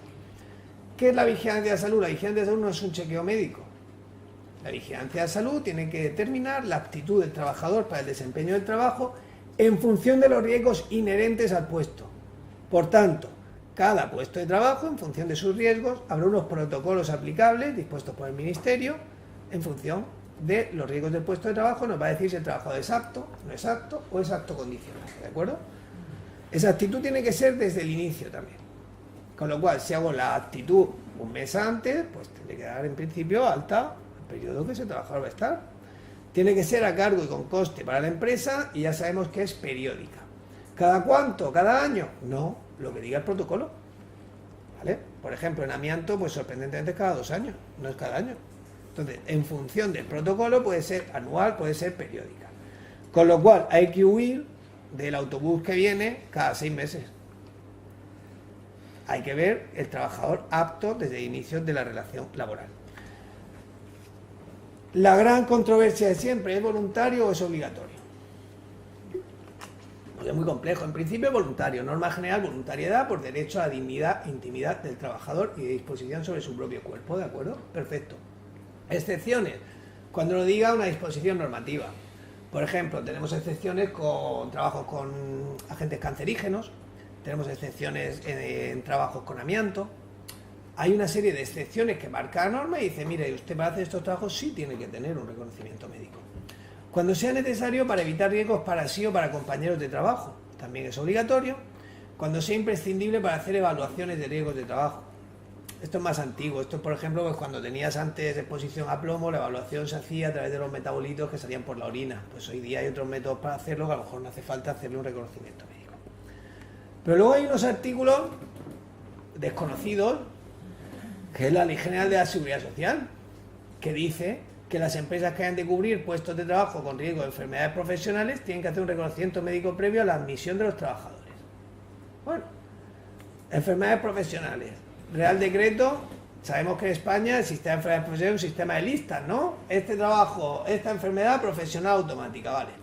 Pues uno se va al campo y encontrarme un trabajo que no esté en el listado de enfermedades profesionales, ¿eh? Cuidado. Alérgenos, pues empiezas a ver. Construcción, por ejemplo, pues el hormigón es obligatorio. En el campo, los recolectores de apio era obligatorio. Fungicida, también está en el listado de enfermedades profesionales. Es que pensad en el listado de enfermedades profesionales, pues si está ahí el puesto de trabajo, en teoría no sería renunciable. Otra cosa es que entremos en el pleito concreto con el trabajador que se opone y acabemos en el juzgado a ver qué dice el juez. Yo os digo en teoría. En teoría ese puesto no sería renunciable. Ahora es muy complejo el tema de vigilancia de salud. Evidentemente, como decía Sebastián, yo recomiendo que todo el mundo haga su vigilancia de la salud. Que todo el mundo tenga sus reconocimientos médicos. Es verdad que hay determinados sectores donde es complejísimo por la rotación del personal. Y cuando un trabajador tiene 10 altas en un año en 10 empresas distintas, no quiere hacerse 10 reconocimientos médicos. Totalmente cierto. También es culpa de los agentes sociales y del ministerio, seguramente, a quien corresponda, de que no existan cartillas de salud análogas a las cartillas de formación. Es decir, ¿por qué no me vale si hago el mismo trabajo con el mismo riesgo un apto en una empresa para un apto en otra empresa? ¿De acuerdo? Y el por qué no vale también es relativo. Si tú eres peón en una empresa de albañilería y me traes un reconocimiento médico de la empresa en la que cesaste antes de ayer, que yo te vaya a proponer sanción tampoco está muy claro. ¿Vale? Que luego ya está también pues el sentido común cuando uno realiza la actuación inspectora. Ahí, disculpa un momento, perdona la interrupción, pero ahí por la experiencia de Mutua Universal, bueno, Mutua en general, en la actuación de cuando podíamos actuar de servicios de prevención ajenos, eso en la práctica lo que lo hacíamos era que el servicio de medicina del trabajo, en esa situación, pues el trabajador llevaba pues analítica y demás, y normalmente se establecía pues una duración de 6 meses y automáticamente, sin facturar ni nada aparte, pues el servicio de vigilancia de la salud emitía, si el trabajador era apto y demás, emitía un apto sin facturar ese reconocimiento médico aparte.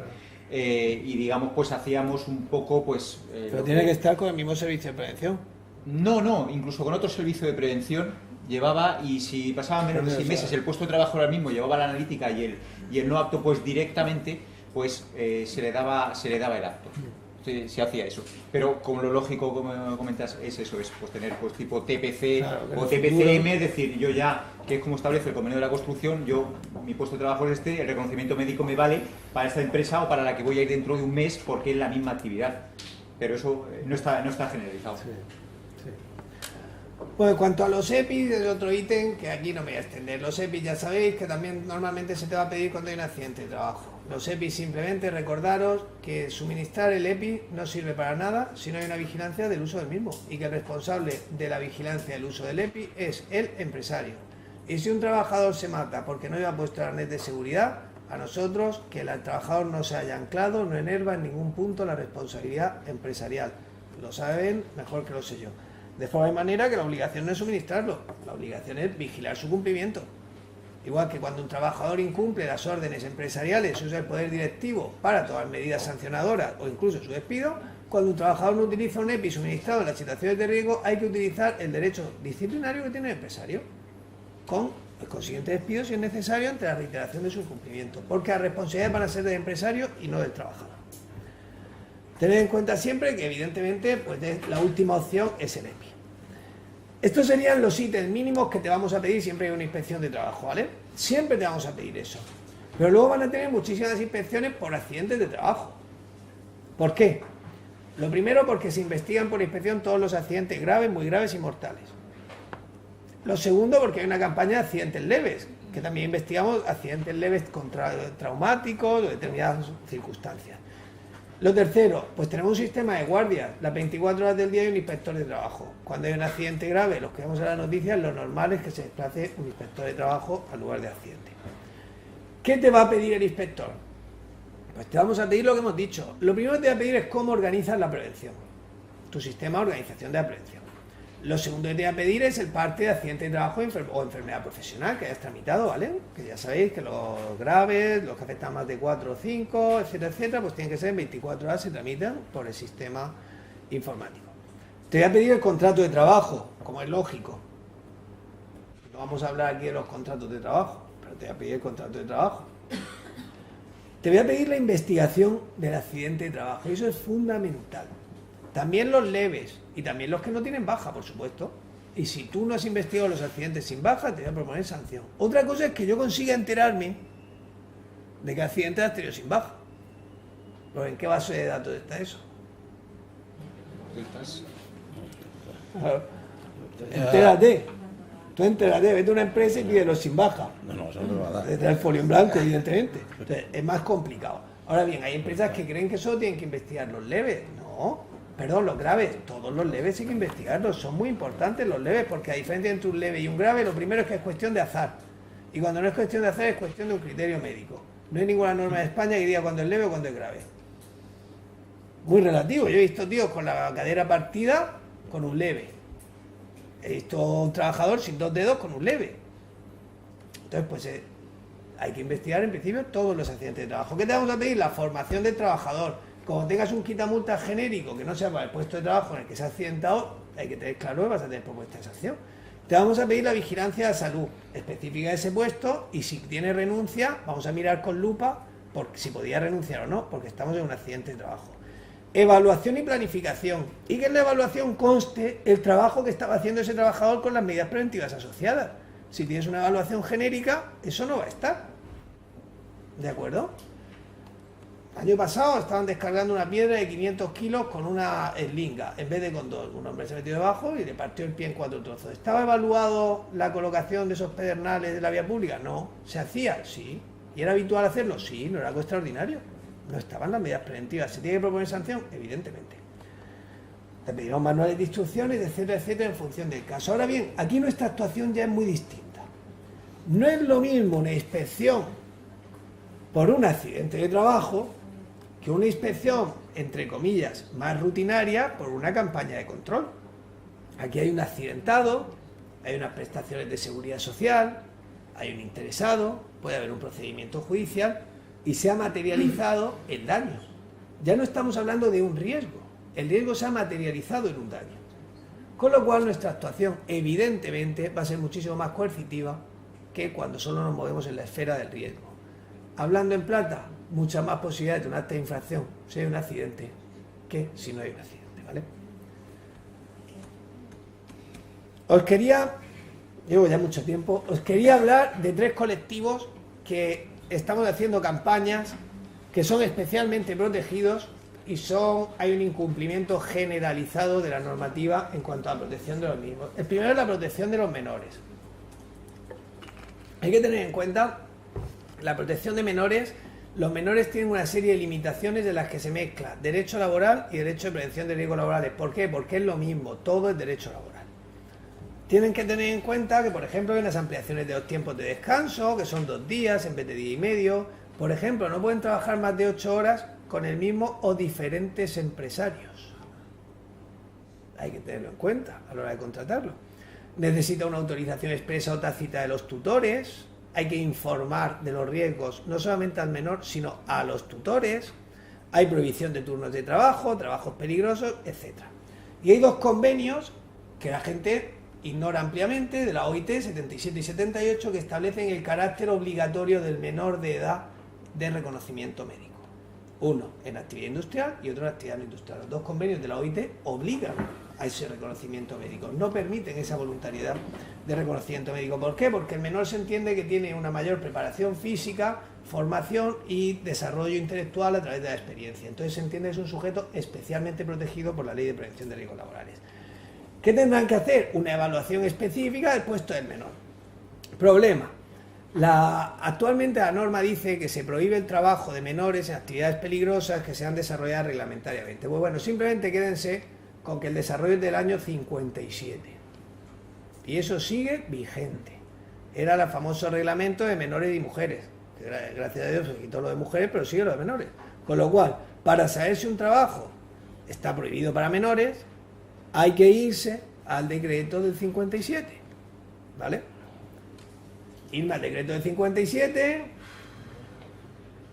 hacer una evaluación específica, limitación de horas, jornada, información a los padres, etcétera, etcétera, ¿vale? Con lo cual, al final, simplemente tener en cuenta que, por ejemplo, el menor no puede hacer trabajo nocturno. ¿Y dónde trabajan los menores? En los bares y repartiendo pizza. Si no puedes trabajar de 10 de la noche a 6 de la mañana, ¿dónde puede trabajar el menor al final?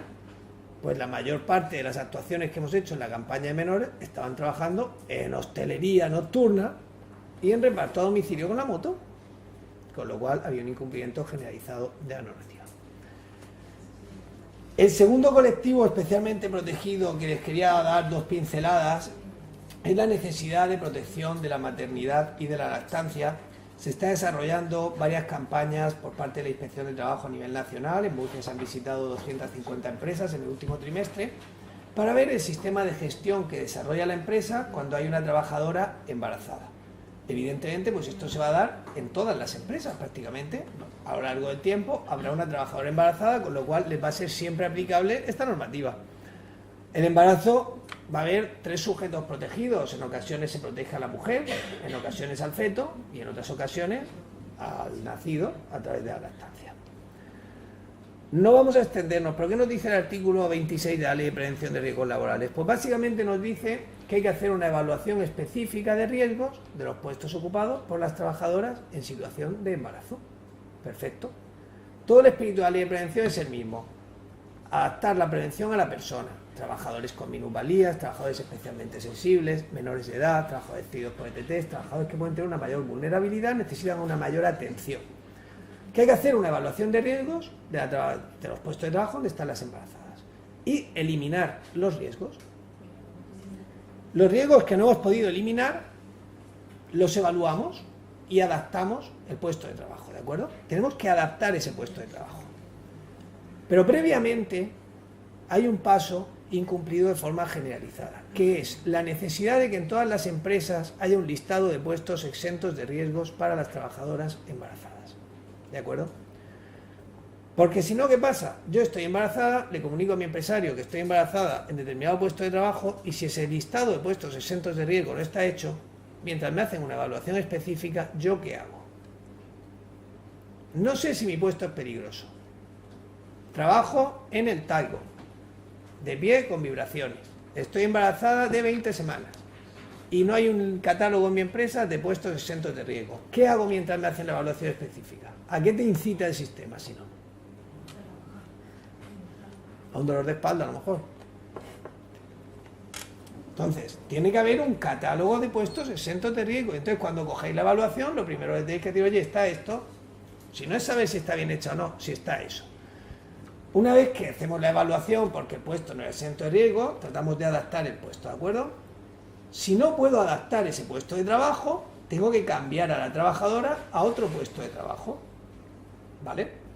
Y solo cuando el puesto tenía riesgo, no he podido eliminarlo, no he podido adaptarlo, no hay ningún puesto de trabajo compatible en toda la empresa y sigue existiendo riesgo, puedo hacer la suspensión del contrato de trabajo con la asociada prestación de riesgo durante el embarazo. ¿Vale? Y si había un puesto compatible, ¿no puedo estar dando lugar a una obtención indebida de prestaciones? ¿No se nos ocurre algunas empresas muy chulas, con mucha música y que venden ropa, que no vemos embarazadas? ¿Por qué? ¿Es que la IP de estación no se pueden sentar? ¿No puede haber sillas? ¿Queda mal? Entonces nos tenemos que plantear si no había posibilidad de adaptación. Porque si podía adaptar y no adaptado, a lo mejor estoy generando una obtención indebida de prestaciones. Cuidado. ¿Vale? Me tengo que plantear si no había otro puesto compatible en la empresa, de verdad. Y siempre matizando muy bien la diferencia entre un riesgo en el trabajo que afecte al embarazo o un embarazo de riesgo no generado por el trabajo. ¿Vale? Yo voy en tren a mi puesto de trabajo donde estoy en la oficina sentado. Si el riesgo me viene por las vibraciones del tren, evidentemente no tiene nada que ver con el trabajo. Si yo tengo un embarazo de riesgo que tendría riesgo trabajara o no, puede no ser un riesgo ante el embarazo. Lo que quiero decir es que nos tenemos que quitar todos de la cabeza el chip de antes de la baja por maternidad, por el parto, hay un periodo de baja que es el 100% de la base reguladora, porque todos sabemos que esto se genera porque es una prestación de ATP, 100% de la base reguladora. Si no es riesgo ante el embarazo, que es contingencia común, 75% de la base reguladora salvo mejora por convenio. Todos queremos cobrar el 100%, yo lo entiendo. Pero el 100% solo cabe si el riesgo me lo genera el trabajo y no hay forma humana de quitarlo. Porque si no, lo que procede no es esa prestación ni esa suspensión, ¿de acuerdo? Y lo que hay que tener muy en cuenta son las posibles consecuencias de hacer las cosas mal aunque no se hagan por hacer daño a nadie, porque puedes estar buscando incluso el bien de alguien. No sé si me explico. Entonces, eso hay que tenerlo siempre presente cuando estamos en este tipo de actuaciones, ¿de acuerdo? Por último, que no me quiero extender ya más de verdad, si os quería hablar dos matices de los trabajadores cedidos por empresas de trabajo temporal.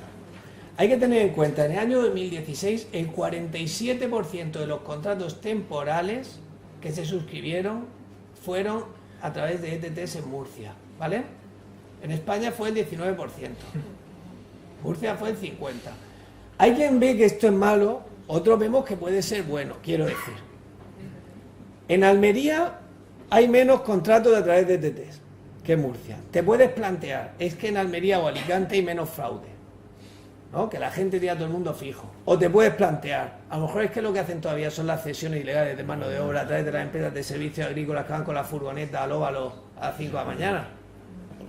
Claro. A lo mejor a base de dar caña hemos conseguido que en vez de cesiones ilegales vía furgonetas tengamos más ETT.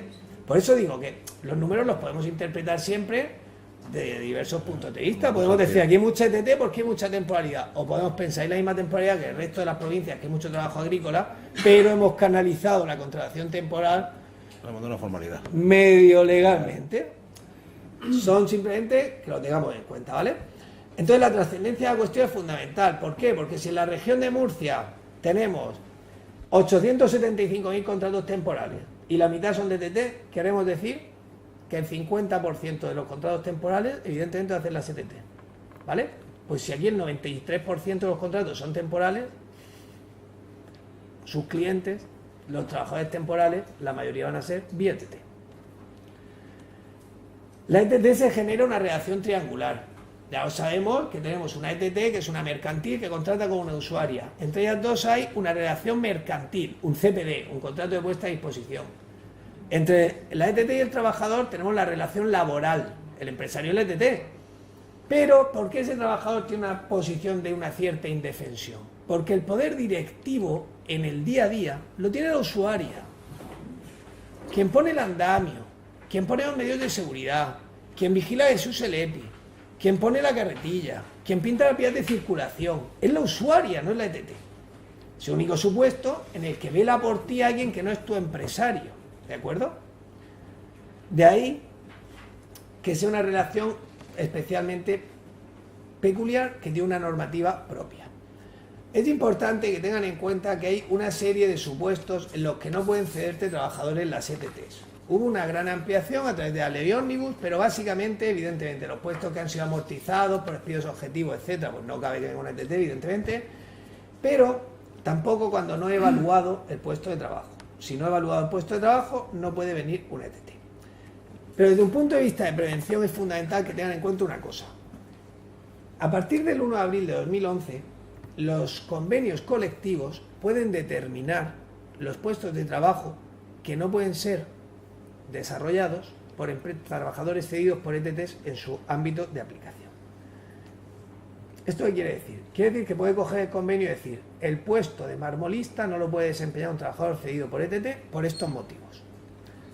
Entonces, si vemos, por ejemplo, el convenio de construcción, hay una limitación absoluta de todos estos puestos de trabajo.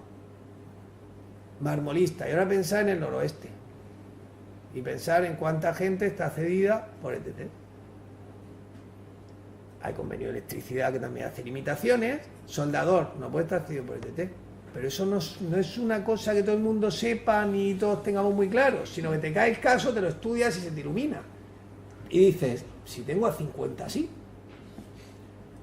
Pero luego hay un montón de puestos que tampoco pueden desarrollar. Este cuadro es una locura, pero bueno, simplemente hay puestos que van asociados a un riesgo. Por ejemplo, no puede haber un peón en riesgos especialmente grave de caída de altura. Por ejemplo, auxiliares de laboratorio, etcétera. Lo que os quiero decir es que hay que irse al convenio para saber si te lo puede ceder la ETT o no. Y luego tengo una obligación de exigir a la ETT que me acredite, que está formado, que tiene aptitud médica. Cuidado con las renuncias, insisto. Las renuncias en masa de reconocimientos médicos. Que está informado y que tiene aptitud médica.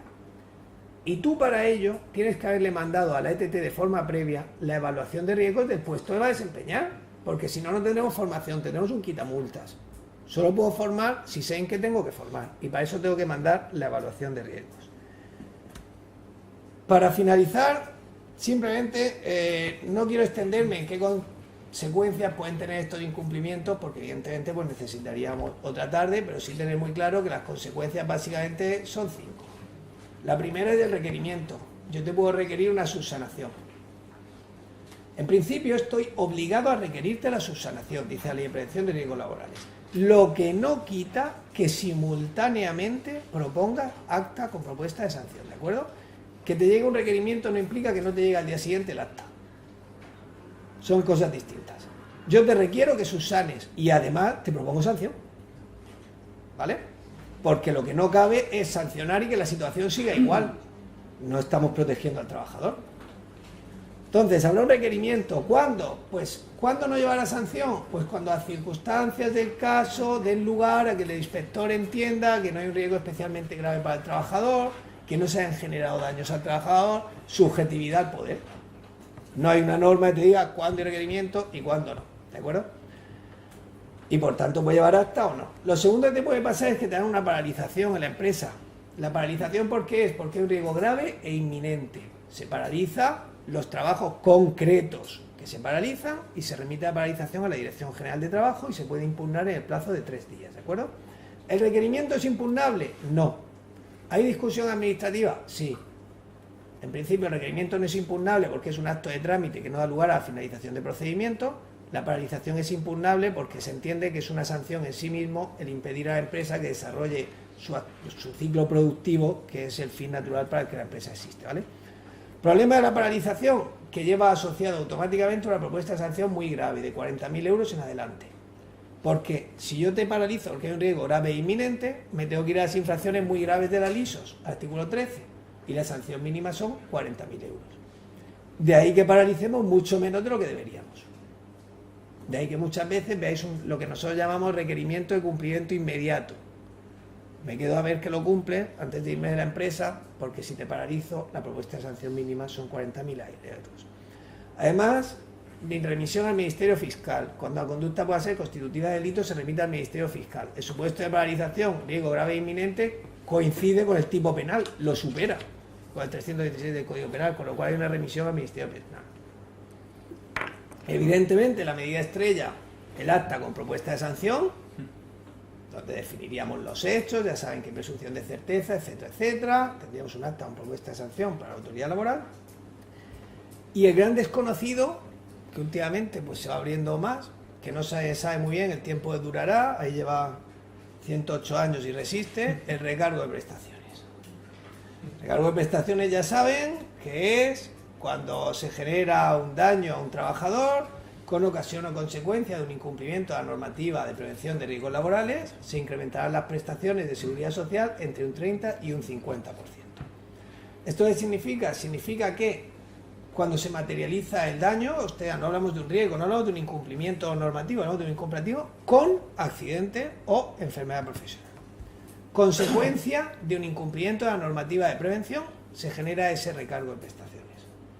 El Supremo ha venido reiterando que cuando habla de normativa de prevención, habla de la aplicación del concepto del buen empresario y el buen padre de familia, aplicación de toda la normativa de prevención. Si yo ahora mismo nos ponemos a escribir reales decretos de aplicación y sacamos más de 40, Si eso genera un daño al trabajador, podría accionarse el recargo de prestaciones, que como saben, la cuantía es infinitamente superior a un acta de infracción. Infinitamente superior. Piensen en una prestación de viudedad de 1.000 euros, que el fallecido sea por un accidente de trabajo o por incumplimiento de la normativa de prevención y se proponga un recargo del 50%. Hablamos de un incremento de 500 euros al mes, que al año son 6.000, que la Seguridad Social, con un programa que tampoco entendemos ninguno, actualiza y dice: esta mujer va a vivir 20 años o este hombre va a vivir 25 años. Te hace el tanto, aplica el IPC y te dice: son 250.000. Y tú dices: pues lo aseguro. No, es que está prohibido asegurarlo. Y ojo al dato, no se puede asegurar y tampoco se puede aplazar. De golpe. Hay que pagar, avalar o pagar. Y uno dice, si se muere antes y tengo suerte, Sí, tampoco te lo devuelven. O sea, ¿Vale? Tampoco. ojo a eso, que es muy importante. No hay que matarlo. Porque la mitad de las veces las personas llegan y dicen, bueno, voy a hacer un aplazamiento extraordinario, me voy a la administración y dicen, no, aquí no hay aplazamiento. Aquí va el tirón. Aquí o avalas o pagas. Y después ya recurre y llévalo al juzgado, haz lo que quieras. Luego, si el juzgado te baja el recargo, ya actualizaremos la capitalización, veremos dónde nos quedamos. Pero eso sí que está causando muchos problemas a las empresas porque, como dice Sebastián, y es claro, las sanciones son muy gordas. Bueno, muy gordas no, que al final es la destrucción de la empresa.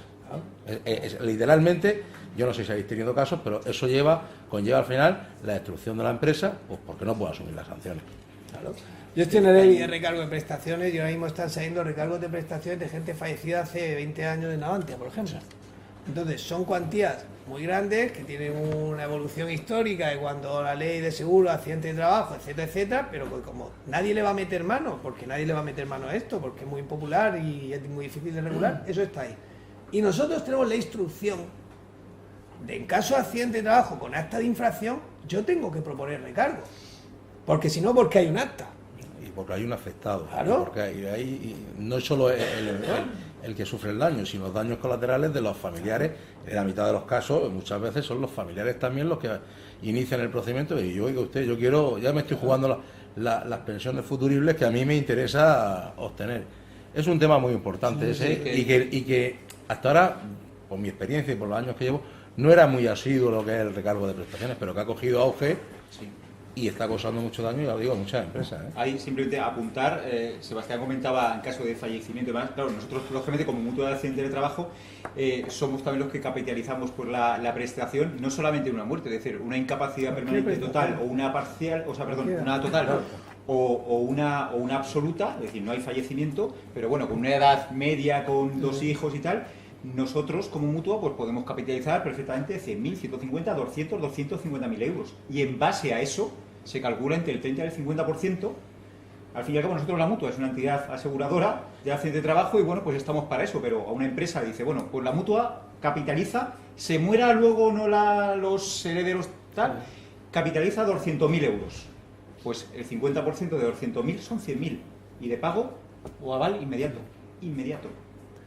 Entonces, eso son consecuencias básicas. Y con respecto a esta infracción, la última diapositiva prometido, tengan en cuenta el volumen mínimo de la sanción que se pone en prevención de riesgos laborales. Las leves parten de 40 euros a 2.000. Yo no he puesto en mi vida una infracción leve. Claro. ¿Te cuesta más escribirla? A ver, vamos a pagar folio. ¿O te pone o no te pone? Es que a mí me parece ridículo mandar a una empresa una sanción de 40 euros. Si es que vale mucho más la hora de funcionario, el tóner, la luz, el alquiler y el que le lleva la sanción. Requiérele. Si yo no voy a poner una sanción leve, os lo prometo en mi vida. Ahora, las graves, mínimo graves. En la sanción normal, en prevención, olvidaros de las leves. De verdad te van a sancionar por orden y limpieza de la empresa, joder. Porque me parece una pérdida de tiempo y de recursos. No estamos para eso. Entonces, lo normal es que tengas un mínimo de 2.046 euros. Y si la infracción es muy grave, vamos a partir de 40.000. Y tener presente que trabajadores especialmente protegidos, tales como maternidad o menores, etcétera, en principio, salvo que rebusquemos la forma de interpretarlo para que no te pongan la muy grave, va a ser muy grave con infracción a partir de 40.000 euros, ¿vale? Bueno, muchísimas gracias por la atención.